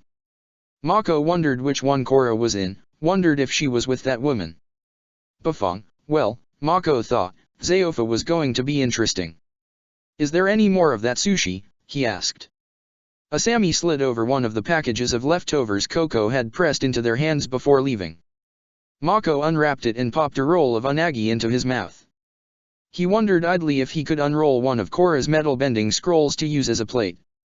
You know, it occurs to me that the Avatar left us alone when she's supposed to be babysitting us. Asami cringed at the mention of Korra and picked at her rice. So we have a flying bison, a month's worth of food, and no supervision. You're not going to steal Pepper, Asami said, rolling her eyes. It'd make your girlfriend mad. Hey, she kissed me. She's 17. The distaste in her voice was palpable. Mako pursed his lips. It was going to be one of those days, then. I don't know, you were pretty into me when you were 17. Teenagers make dumb choices. Ouch, Mako said. He picked up another sushi roll, but decided against it. I forgot to ask, why is Korra on that train and not up here? Why was I running interference on the way to the rail yard? You two have a lover's spat last night? Someone not finish? Yeah, and you're really the expert in girls not finishing, aren't you, Mako? That rankled him. A number of retorts crossed his mind, but he thought better of riling up a depressive airbender so far above the ground. In any event, he had no chance to reply before she spoke again. Whatever we were, me and Korra, I ended it last night. A pit in Mako's stomach dropped. It must have shown on his face, because Asami almost laughed. Don't tell me you feel sorry for me, she muttered, drawing her legs up against her chest. The only reason Korra didn't blow me apart in Republic City is because you and Jinora love-bombed her on the boardwalk. Jinora's off at Kyoshi boot camp and you broke up with her? A woman who might not be the most emotionally stable person in the world and who's on a global vendetta. So you only care about how it affects you. Worrying that someone who's attacked me several times might do it again if she gets upset. Mako asked. I'll admit it crossed my mind. You know how screwed up she was after she killed that nut in the Southern Water Tribe? I found her crying her eyes out in a pool of her own vomit. Those Red Lotus people, they royally messed her up. Asami ran her hand through her hair and put up the other to stop him from talking. I know, okay? The whole time last night I was begging myself to stop and kiss her instead, but I couldn't. I'm not in a place where I can do that for her and have this relationship. We didn't even have a relationship. I cooked her dinner a few times and we had sex once. Who are you trying to convince? Mako asked. Because whatever you thought you had or didn't have, it made her ditch us. I'm done talking about this, Asami said shortly. Either pick another subject or I'll blow you out of the saddle. Mako put his hands out in a conciliatory gesture and went back to Flying Pepper. The narrow, rickety streetcars of Republic City paled in comparison to the Zaofa militia's train, speeding along so smoothly that the only indication of movement was the blurring countryside in the windows. It made Cora dizzy to watch for too long, and she focused instead on her meal, served in the tightly packed mess car. Coco had insisted on sending them off with several containers of saffron rice, and Cora picked at her share while she watched Kuvira inform her quartermaster that it was not, in fact, appropriate to bet half the train's armory in a dice game.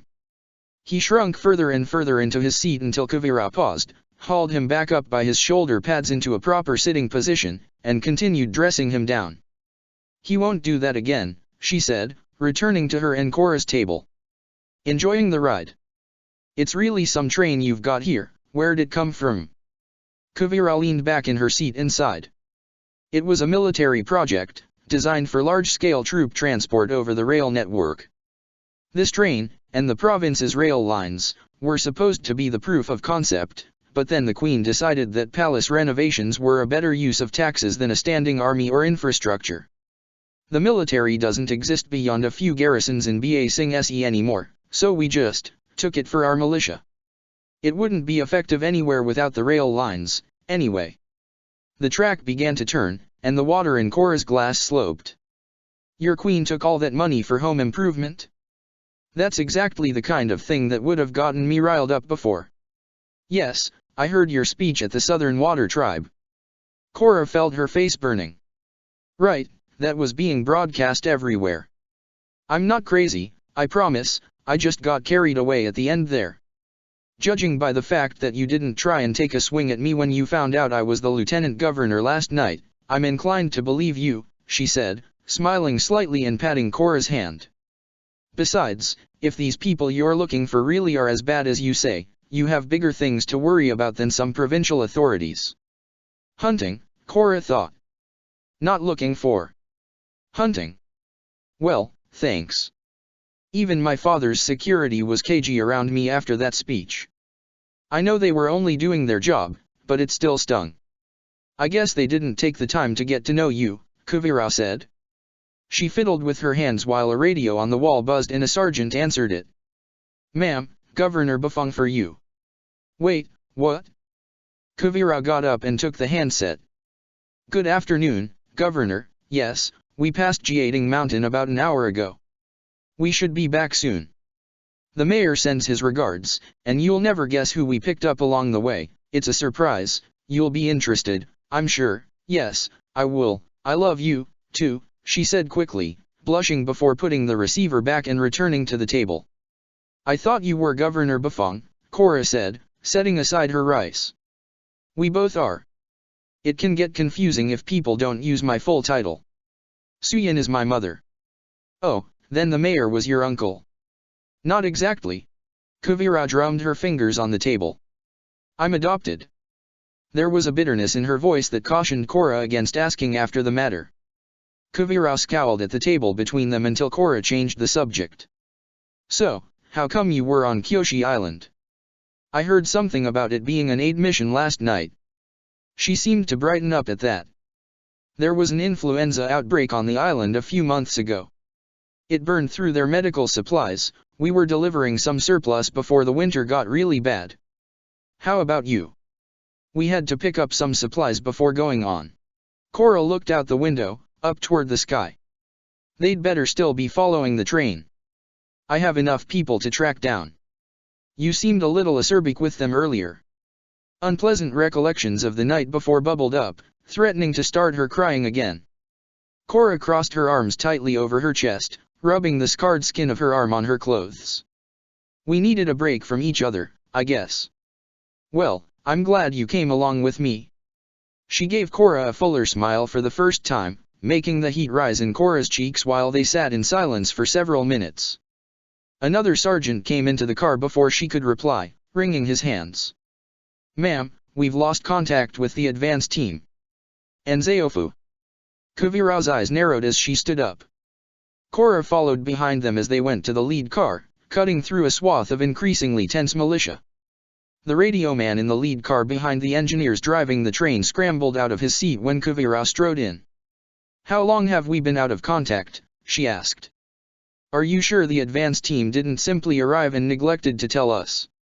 "No ma'am, they couldn't have arrived until a moment ago. Their last check-in should have been 5 minutes ago, and I can't get anything when I try Zaofu. We haven't heard from the city since the governor called for you." Cora's hackles began to rise as Kuvira tried the radio, sliding through different frequencies. She tried a hail on each one, but her only answer was static each time. After her fourth cycle through, Kuvira put the headset down and went up behind the engineers to look out the front windshield. "The emergency channel shouldn't be down unless they closed the domes," Kuvira muttered, shifting her balance as the train made its last turn on approach to the city. Oh, no. Zaofa was massive. Zaofa was gleaming. Zaofa was under siege. Near the base of one of the massive, sealed domes, several vehicles were parked around a number of earthbenders, all pummeling the bright platinum walls with boulders. 3 small black spheres arced up from the group at the approaching train, careening through the air and finally splattering on the windshield. The cabin went dark for a moment before one of the engineers hit a switch and turned on the lights. A dark, viscous substance oozed over the windshield, leaving them blind. "Viper squid ink," Kuvira said through gritted teeth. "Clear the glass." Powerful jets of water erupted from the sides of the windshield, blowing away enough of the ink to give them a view. There was only a single rail approach to Zaofu, a long, exposed path through the southern valley formed by the mountains encircling the city to the north, east and west. It made the city extremely defensible, and any hostile approach a suicide run. Farther up the track on the last straightaway, Cora saw what must have been the advance train, derailed and lying on its side. Kuvira turned and stormed out of the cabin. "Stop the train," she barked, slamming a button on the wall that sent a siren shrieking over the intercom. Cora followed her into the next car, where she threw open a locker before stripping off her uniform in favor of the armor in the locker. An unpleasant sinking feeling reminded Cora that her own armor was in her backpack aboard Pepper, somewhere far above them. "Stupid, stupid, stupid, why do you take so many people, you're so worthless." A long white scar ran from one of Kuvira's shoulder blades to the small of her back, quickly covered by her armor while she muttered furiously to herself. Cora shook her head clear and grabbed a railing as the train's brakes kicked in, lurching them to a slow, shuddering crawl. With a wave of her hand, Kuvira bent the nearest door open and jumped out, sprinting toward the bandits with Cora close behind. There looked to be about 20 of them, plus however many were in the vehicles. All earthbenders from what Cora could see, barraging a ground-level gate with volley after volley of stones. More of the militia began spilling out of the train behind them, hastily garbed in dark green armor and helmets. Once they were close enough, Kuvira landed hard from astride, spinning before rooting herself and grabbing the metal frame of the nearest vehicle. She wrenched it up into the air, turning it so that one of the sides faced the bandits, and lobbed it forward, leaving them to scatter. A few of them fired back, leaving Cora and Kuvira to deflect stones raining down on them until the militia caught up to their position. "Get the truck," she said to Cora, ripping up the earth around her to grab 2 oblong boulders and hurl them. The flourishes she used to send them flying looked more like dancing than combat, Cora thought. She reached out, feeling the coolness and neutrality of the truck's metal, and grasped it with ease. It tilted upwards, balancing on its front end for a moment before crashing down on a few of the bandits.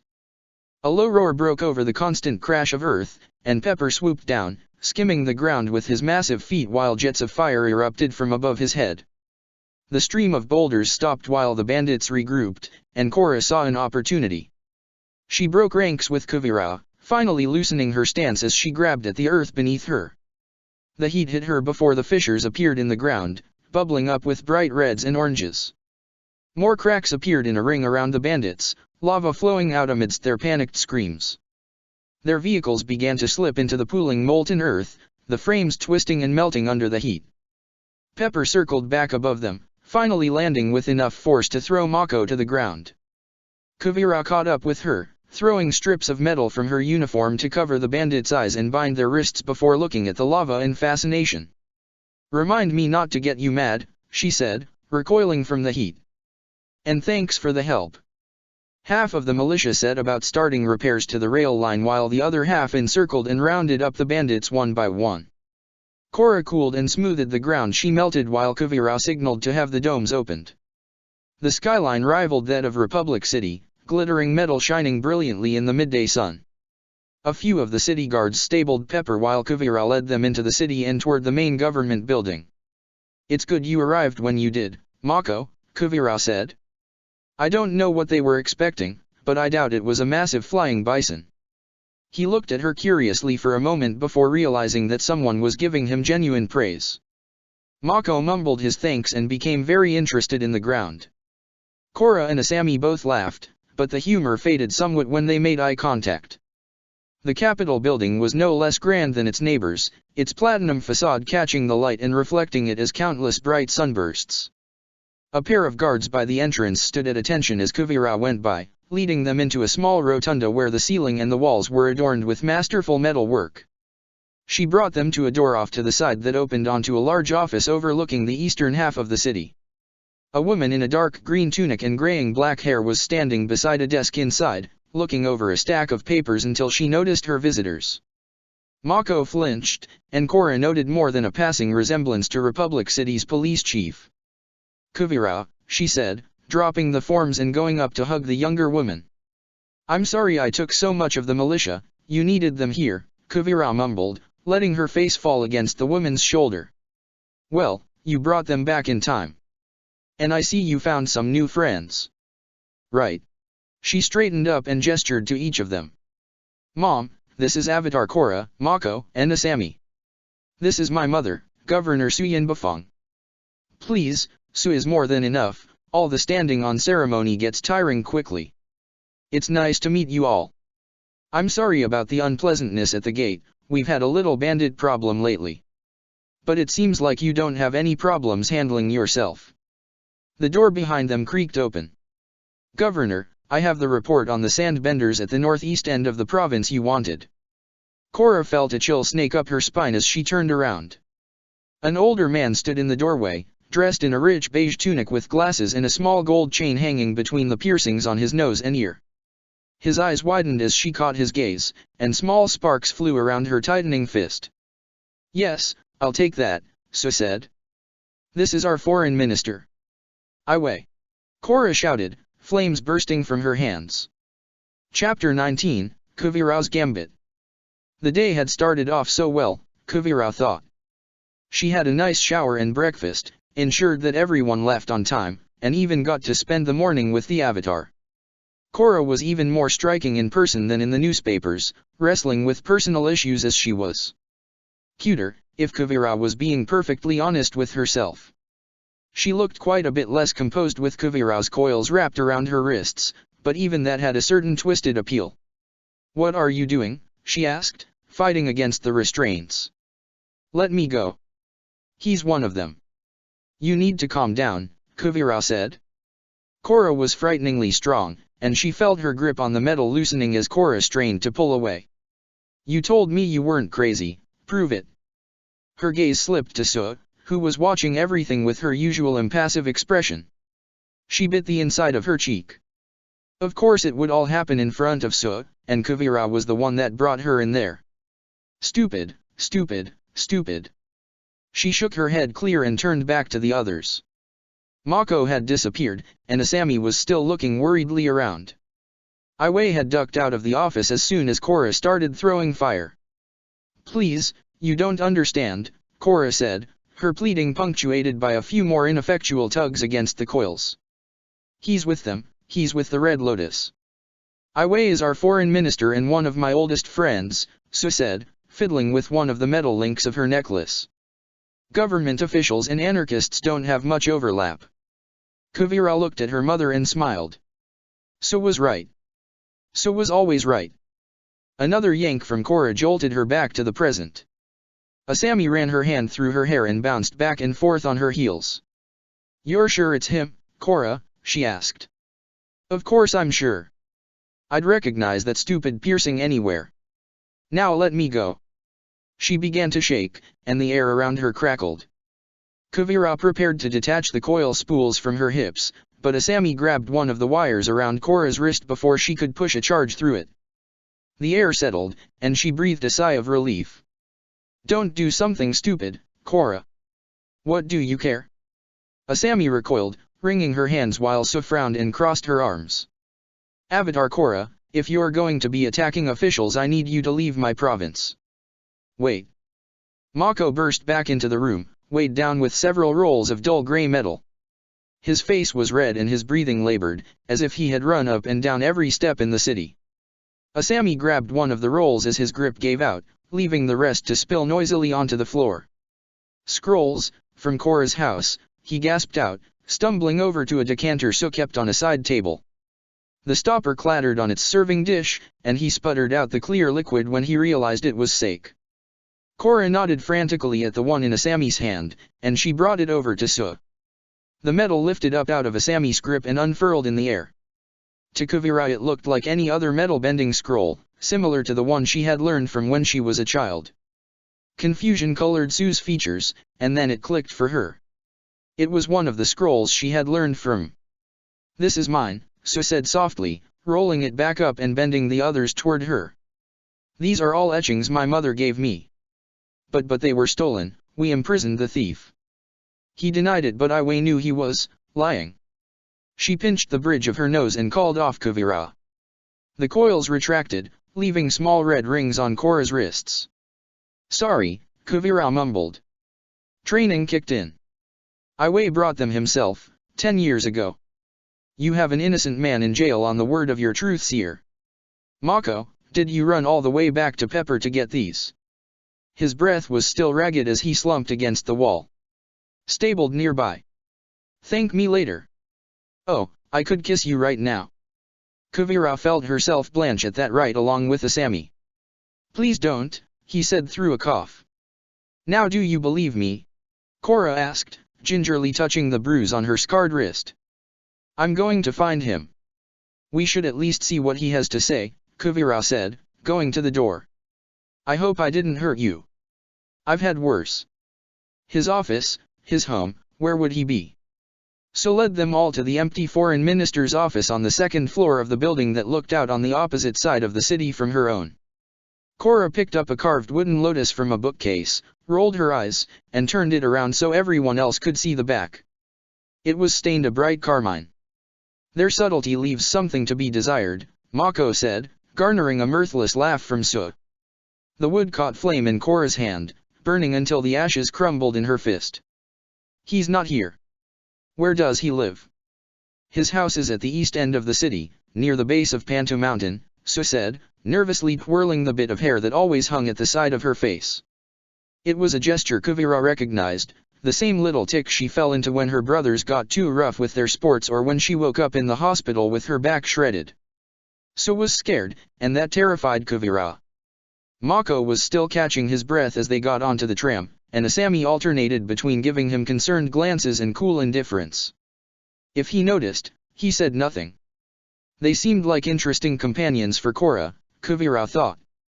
Su was silent the whole way to the end of the line, where the mountain range that embraced the city loomed above them. "It's that one," Kuvira said, pointing out the small, somewhat austere cottage set right up against the cliff face. They cut through a park to get there, where Kuvira saw her sister with a book on one of the benches. "Mom?" "Kuvira? What's going on?" "Opal, did you see Iway just now?" Su asked. "A little while ago, he went into his house," she said, motioning to it.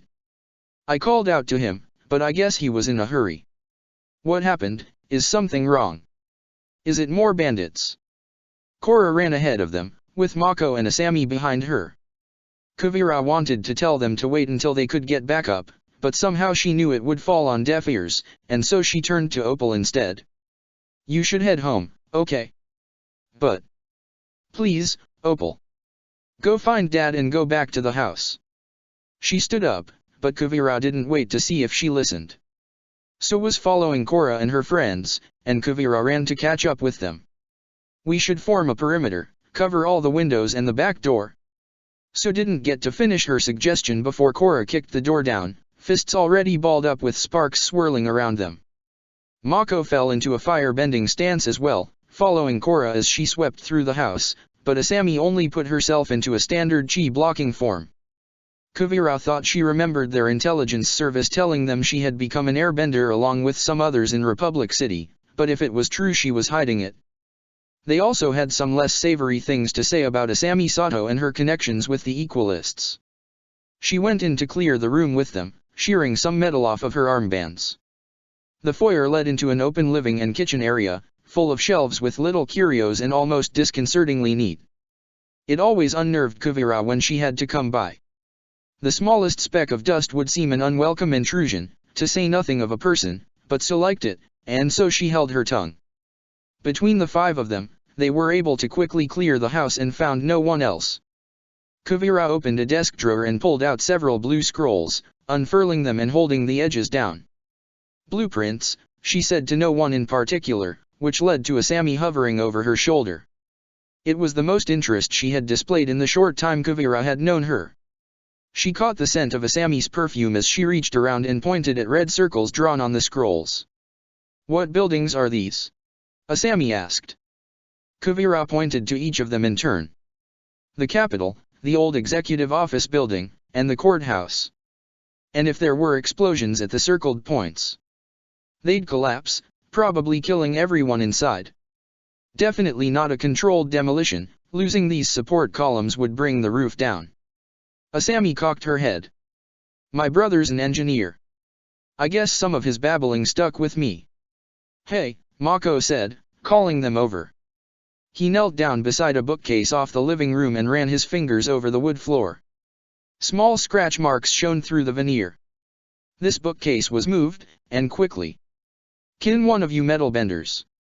Korra slid the bookcase into the sidewall with such force that it crashed right through and onto the lawn. Behind its former resting place was a sloppy wooden frame leading down some earthen stairs to a heavy metal door. "Move it for me," Mako finished. Su sighed deeply, and Kuvira went to her side. She put her hand on her mother's back, but it felt like cold comfort. It seemed their truth-seer had his own secrets. "Hey, wait up."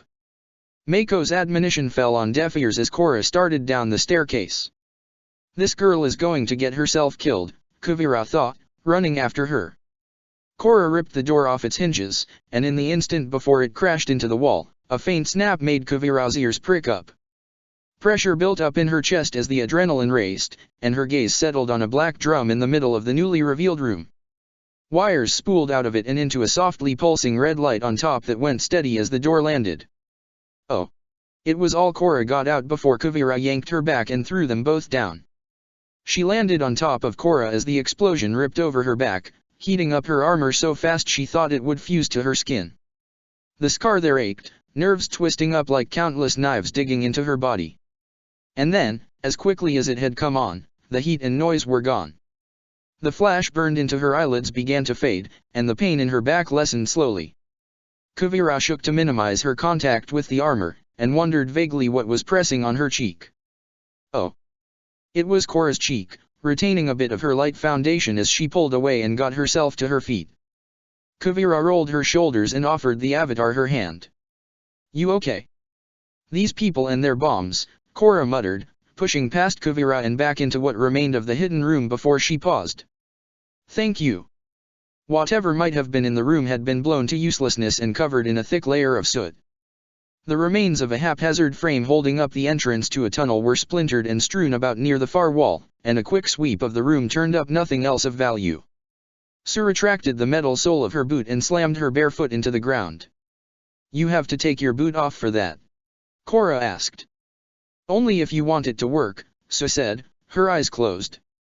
The tunnels totally collapsed. "I can feel it going east, into the mountain. Nothing more."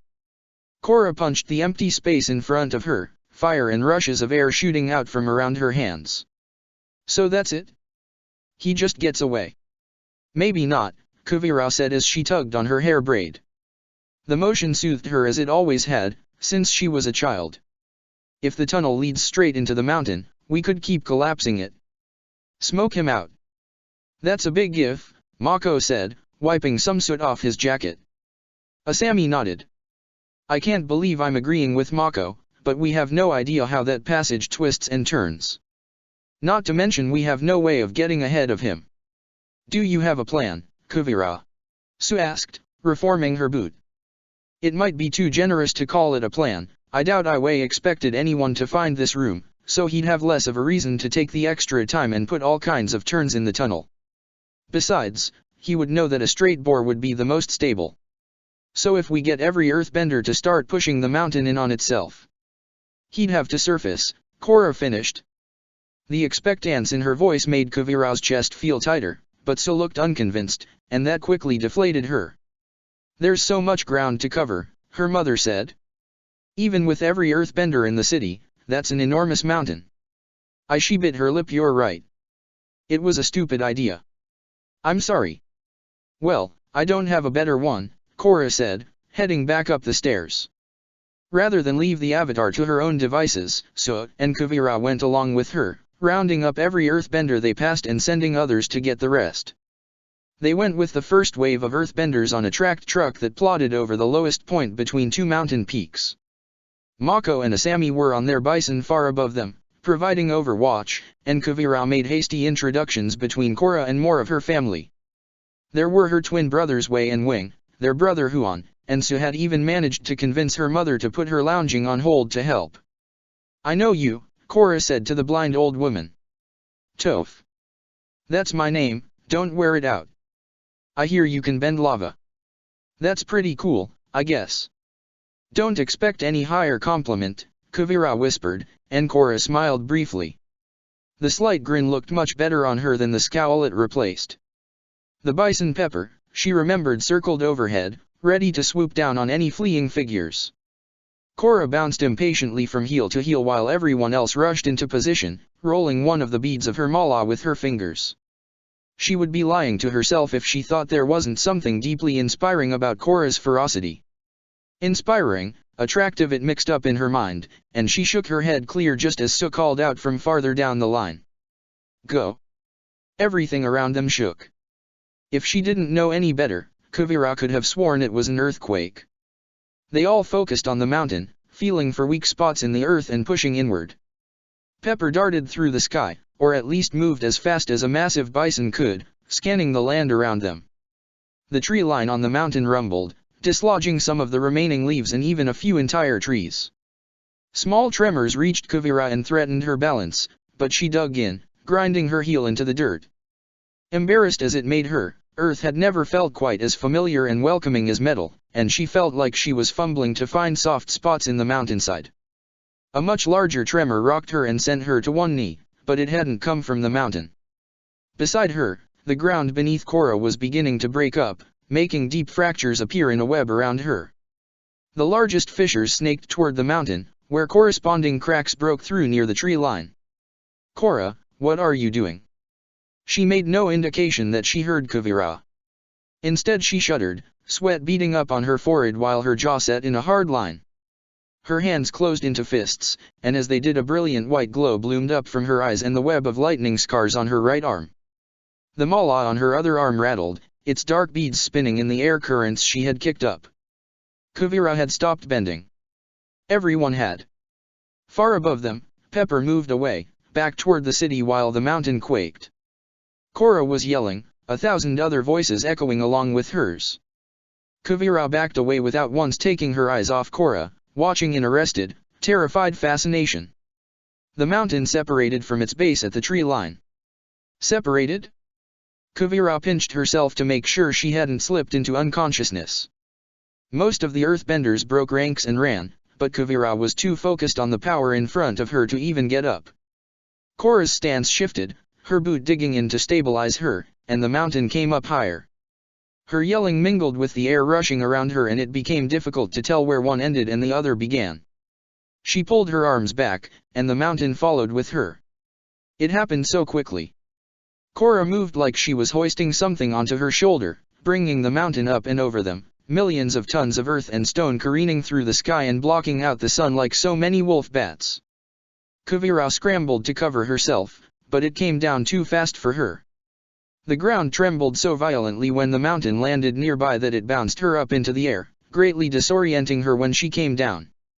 Kuvira hit her chin on a rock and nearly bit her tongue, and for a moment the only noise that got through her ringing ears was her own breathing. Cora, that was, she looked over, and fear gripped at her. Cora. The avatar had collapsed, her body seizing up while bright sprays of blood accompanied every desperate, wheezing cough. Her eyes were glassed over, glowing white each time another seizure racked her. No, no, no, Kuvira crawled over as fast as she could, cradling Cora in her arms as she hacked up another mouthful of blood. It dribbled down onto Kuvira's sleeve. Medic, she screamed, falling back into soldiering, into what she knew. Get a medic. The day had started off so well. Chapter 20, The Spirit of Competition. She had been hopeful at first, but Lin was quickly learning to hate rehabilitation.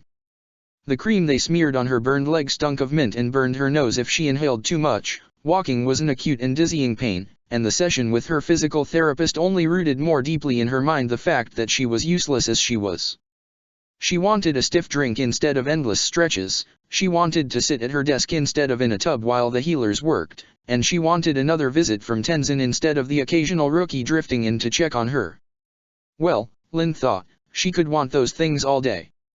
All she was getting was the physical therapist guiding her through the motions to help the healing process. She was exhausted. She was upset. But most of all, she was angry. Angry with herself, with the council, with the miserable equalists she strangled every night in restless dreams. Okay, push back a little against me, Linear. The muscles in her calf still ached, but she listened and extended her leg, pressing into her physical therapist's hand on her foot. She was nice enough, a young water tribe girl named Kaed, but Lin despised what she represented. Captivity.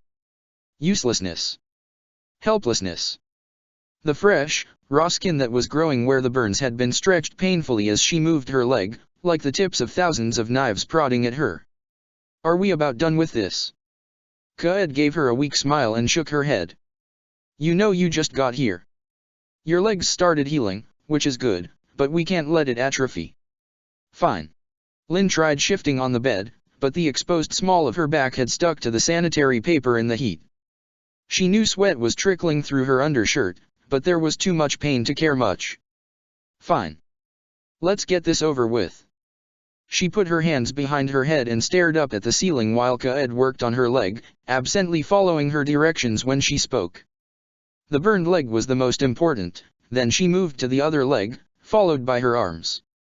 You're doing really well, Lin, Kaed said. That should do it for today. You're my last patient, too. If you keep it above the waist, I might be able to get you into the weight room soon. Anything's better than wasting away in bed, listening to the radio. I've heard that Cabbage Corp commercial jingle so much it's in my dreams. Great. My brother always said your upper body was your best feature. She tried cocking an eyebrow, but scowled instead. How old is he? 22, Kaed admitted. Lin wondered idly where all these men were when she was younger, but an opening door distracted her. Hey, this is a private session, oh, counselor. Lin sat up quicker than she intended, pulling her skin away from the sanitary paper with an irritating sting. She almost felt a smile coming on, but it died when she saw it was Bolin. Icky was beside him, but only for the briefest moment before she bolted into the room, examining all the physical therapy equipment and asking questions to no one in particular. She liked Tenzin's children insofar as their presence usually meant Tenzin wasn't far behind, but no one else appeared at the door. Counselor, Lin said. She nodded to Kaed, who quietly slipped out of the room. Stop by to have a good laugh. We're all on the same side here, Chief. Business is done for the day, I thought I'd come to see how you were doing. And to give you these. Icky came out of nowhere, bumping into the table and sending an unpleasant jolt through her leg. She held out a small paper bag with no small amount of pride. Rice cakes, I made them myself. Or, I helped my mom make them, okay, she made them, but it was my idea. She made them especially for you. Lin took the bag and glanced inside. Sure enough, there were a half-dozen rice cakes with glazed sugar drizzled over them. After the bland hospital food they smelled delicious. Of course they smelled delicious, she thought with a frown. They were Pema's parting shot. Another reminder that her domesticity had won out over Lin's roughness. She crumpled the top of the bag in her hand. "Do you not like them?" Ikki asked, an uncertain frown creeping over her lips. "I wanted to get something you'd enjoy because you saved my dad. I hate your mother because she stole him from me. I love your mother because she makes him happy. I hate what you remind me of, a walking, talking monument to losing him. I think they smell great." "Thanks, kid." Her grin reappeared as she threw herself into a hug, parting only to look at more equipment. Lin took out one rice cake and bit into the side while Bolin came up to her. "That was surprisingly diplomatic of you. You want something?" "Like I said, I wanted to see how you were doing." She waved contemptuously at her burned leg. "About as good as garbage. I can't walk, I need the wheelchair to get from my bed to the toilet." "So to answer the question you're not asking, counselor, no, I won't be returning to duty anytime soon." "That's what you wanted to know, isn't it? I know we don't always get along, Lin, but I do care. I've never forgotten what you did for Mako and me, and you took the time to teach me metal bending." Leading with questions about work seemed untoward, but if you insist, yes, we're eagerly awaiting your full recovery. Your temporary replacement is much better as a deputy chief, to put it nicely. Lin studied him, but if Bolin was lying, it was hidden behind his politician's smile. With Mako it was always obvious, as if he wanted to be caught. Bolin, he was sweeter, but still hard in his own way. "I saw the papers. You and Tenzin didn't tell me there were other attacks. Other deaths." Bolin nodded, chewing the inside of his cheek. "They had just brought you out of an induced coma. Tenzin didn't think it was a good idea to shock your system," he said, putting a hand on hers. "I agreed. You were more than able to find out for yourself once you were cogent." She crossed her arms. "You still should have told me." "I'll keep that in mind, Mo Chief." They looked away from each other, letting awkward tension flood in around them. It wasn't a memory Lin wanted to relieve right then. "How'd you get roped into babysitting?" she asked, grasping for another subject. Bolin gave her an exasperated shrug. "I have no idea. One minute I'm picking up documents on the island, the next I've got a teenager in tow and I'm pretty sure I agreed to help clean the temple this weekend. Pema is very persuasive. Tell me about it." It was her best attempt at humor, a bitter joke at her own expense. She got a weak smile from Bolin, who reached into his jacket pocket and produced another small paper bag. "Here, don't let the doctors see it.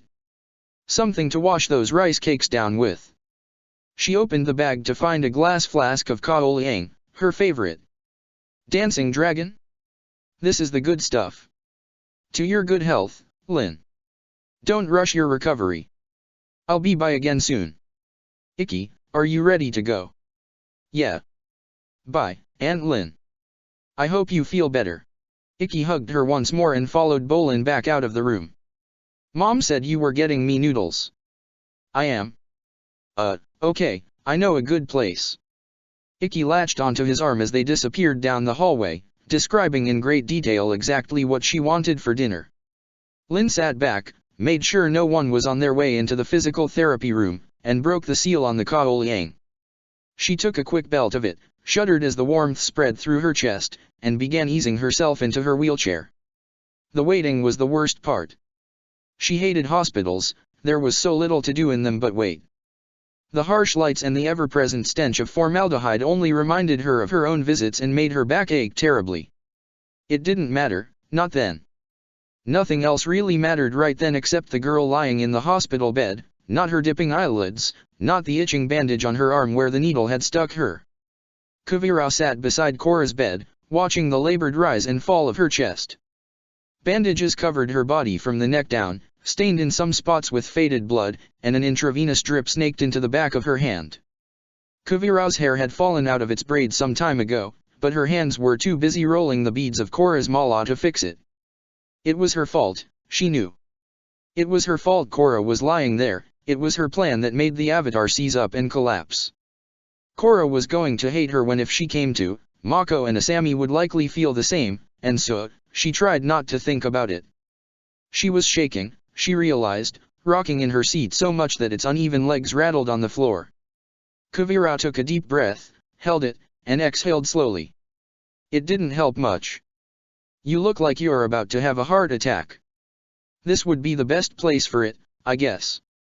Mako stood in the doorway with 3 cups of tea and a weak grin to match the bags under his eyes. Asami followed him into the room, taking one of the cups when he paused. Why don't you get some sleep? All the other earthbenders damn near passed out as soon as they got back to the city. I'm okay. He nodded and handed her a cup of tea. I figured you'd say that. What about you two? Kuvira asked. You've had just as long a day as me. No reason we all have to be exhausted. I'm used to long hours, it sort of came with the territory in my job, Mako said. Besides, if anything happens to her your aunt will find a way to blame me.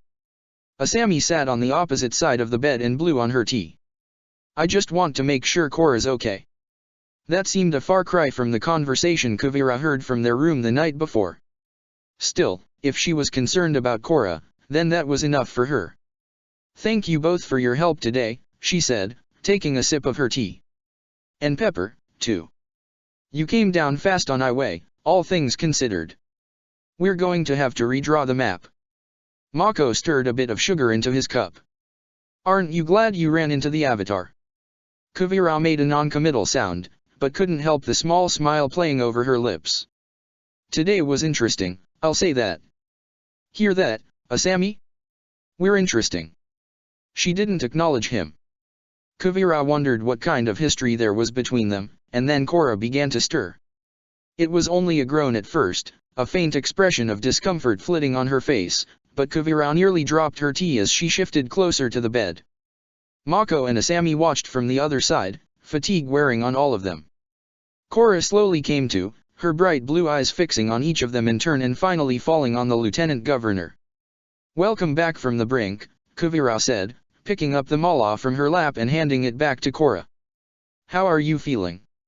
Like someone worked me over with a lead pipe. She licked at her chapped lips. What happened? You ripped off the top of a mountain and nearly killed yourself doing it, Asami said. Kuvira nodded. First, I have to ask you not to do that again. The mountains are a natural defense for the city. Now, anyway, even with the Avatar state, you overexerted yourself. Once the mountain came down you started seizing. It took a bit of a toll on your body. How bad? Korra asked, looking down at the bandages wrapped all over her. Kuvira drummed her fingers on her lap. The healers found a lot of hemorrhaging. You needed a transfusion. And you broke a few ribs, the surgeons had to go in and set them. With a grimace of pain, Korra pushed aside some of the bandages on her abdomen, exposing a fresh scar lined with stitches over taut muscle. Kuvira pressed her legs together, and Korra frowned. That's fine. She put the bandages back and looked at the ceiling. That's all I am, anyway. Scar tissue. No, Korra, that was amazing. And it's the reason we found Iway, Kuvira said. She snapped back into focus and threw the thin bed sheet off of her. Korra clambered out of her bed, pulling out her intravenous drip before putting her hand on Kuvira's shoulder to steady herself. Hey, what are you doing? You need to rest. I need to find out what he knows, Korra said in between labored breaths. She clutched at her newest scar as she limped for the door. I need Arg. 3 steps from her bed, Korra staggered and collapsed, falling to all fours. She cried out and slammed her fist into the floor, twisting the metal beneath her until Kuvira scooped her up. Pain pricked up in her arm beneath the bandage, but she ignored it. You need to rest, Kuvira repeated, carrying her back to the bed. A few tears rolled down Korra's cheeks. They were the same height, but Korra felt so small in her arms, so quietly defeated. She wanted to comfort her, but all she could do was lay her back on the sheets and run her hand through Korra's hair a few times. It was so soft. We'll find out what he knows. Get some sleep, okay? The healers will be by again in the morning. Korra nodded, smiling weakly when Kuvira wiped a tear from beside her eye. She looked at Mako and Asami. You're both welcome to stay at our estate. You too, Korra, once you're discharged. I'm going there now, if you'd like to follow. Otherwise it's the big house all the way to the north. Hard to miss. She gave Cora a lingering squeeze on her shoulder and left the room, glancing at the hallway clock as she did. Midnight had come and gone, and she had been up for almost 24 hours. A fresh bout of fatigue hit her, and her whole body felt heavy. Her exhaustion became rather more acute when Asami followed her out into the corridor. "What are you doing?" she asked, buttoning up her jacket in preparation for the cool air outside. "Excuse me. With Cora. We have to concentrate on finding the Red Lotus. She doesn't need this." "I'm sorry, do we have some kind of problem?" Kuvira asked, letting her voice drop to a growl. "Because I know I'm not stepping on your toes. You cut that off last night, if I heard correctly. Those walls were very thin." Her eyes widened, but she said nothing before Kuvira continued, stepping closer until she could smell Asami's perfume. Violets. Cora was easily the more attractive of the two of them, but Asami had her own muted, elegant appeal, she had to admit. "You might be having some kind of identity crisis, but I'm not. You should spend your time focusing on that airbending and what your equalist friends must think of it." Asami gritted her teeth. Their intelligence service was right, then. "You don't know anything about me. And stay away from Cora." "I think I'll leave that up to Cora, Asami. You don't get to abandon people and then act territorial," she added, a sharp edge to her voice. She left, intermittently balling her hands up into fists as Mako emerged from the room. "Well, the Avatar's alive, that looks like a full day for me. What's got Asami fuming? I usually do that." "I'm sure it's been a long day for her, too," Kuvira said. "It's past time to head home, are you coming with me?" The tram was empty except for the three of them, with Asami sitting far apart in the corner. Mako nodded off every so often, bumping his head against the glass behind his seat and jostling him back into coherence. Kuvira thought the idea of curling up on the seat was tempting, but the night wasn't over yet. "You mentioned my Aunt Lin," she said when Mako looked alert enough to answer questions. "Do you know her?" "We've crossed paths a few times. Sort of a working relationship." Asami scoffed, and Kuvira cocked an eyebrow. "Sorry, I'm totally wiped. You'll have to settle for, it's complicated, for now." When they arrived, the light in Sue's office was still on, the lone pinprick in the bank of windows on the front of the estate. Kuvira unlocked the front door and led them inside to the east wing. "I don't think the guest rooms have been set up yet and my mother would kill me if I put you in bare rooms," she said, pulling blankets and pillows out of a linen closet. Kuvira knocked on one of the doors until an annoyed groan answered her. "Huon, I'm putting up Mako in your room for tonight. I promise he won't touch the sculptures. I told you, just because I like art doesn't mean." "Sleep well." Kuvira went across the hall with Asami and rapped on another door until a bleary-eyed Opal answered in her nightgown, slumping on the door frame. "Asami, Opal. Opal, Asami. Mind sharing your room tonight?" "You were there at Iway's house," Opal said, fighting back a yawn. "Okay, come on in. Just don't make a ton of noise, I'm a light sleeper." When everyone was put in their rooms, Kuvira made her way across the house to Sue's office. She knocked lightly on the door, and poked her head in when she received no reply. "Mom." She was asleep at her desk, head resting on a stack of papers and a pen still in her hand. Kuvira went over and nudged her awake, shaking her by the shoulder until she stirred. "Come on, Mom. You can't keep sleeping like this. The acupuncturist said it's terrible for your neck. At least use one of the couches." What time is it?" Sue asked, rubbing her face. "A little past 3. I just got back from the hospital and put Mako and Asami in with Huon and Opal." "Good." She rolled her neck, wincing as a joint popped. "Tenzin called earlier, wanted to know if we felt that earthquake. How's the Avatar?" "Cora's fine," Kuvira said, leading Sue over to one of the couches in front of her desk. "Hell-bent on interrogating Iway, but fine. I got her to rest instead. The doctors told me she'll make a full recovery soon. I'm glad." The softness of Cora's hair played over her fingers. Kuvira looked down at her hands and smiled. "So am I. But what are we going to do about Iway?" Sue sighed and stood up. I really don't know. We'll have to figure it out in the morning, I can't think straight. I'm going to bed, you should too. This day's been too long. Good night. Good night, Mom. I love you. She hugged Kavira and shuddered against her daughter as she yawned. I love you, too. No matter how many times she heard it, the words never failed to put her at ease. To make her feel like she was wanted. A fresh reminder every time she failed to internalize it. Kavira nuzzled Sue's shoulder before releasing her, and they left for their rooms. Check the description for the links to the author.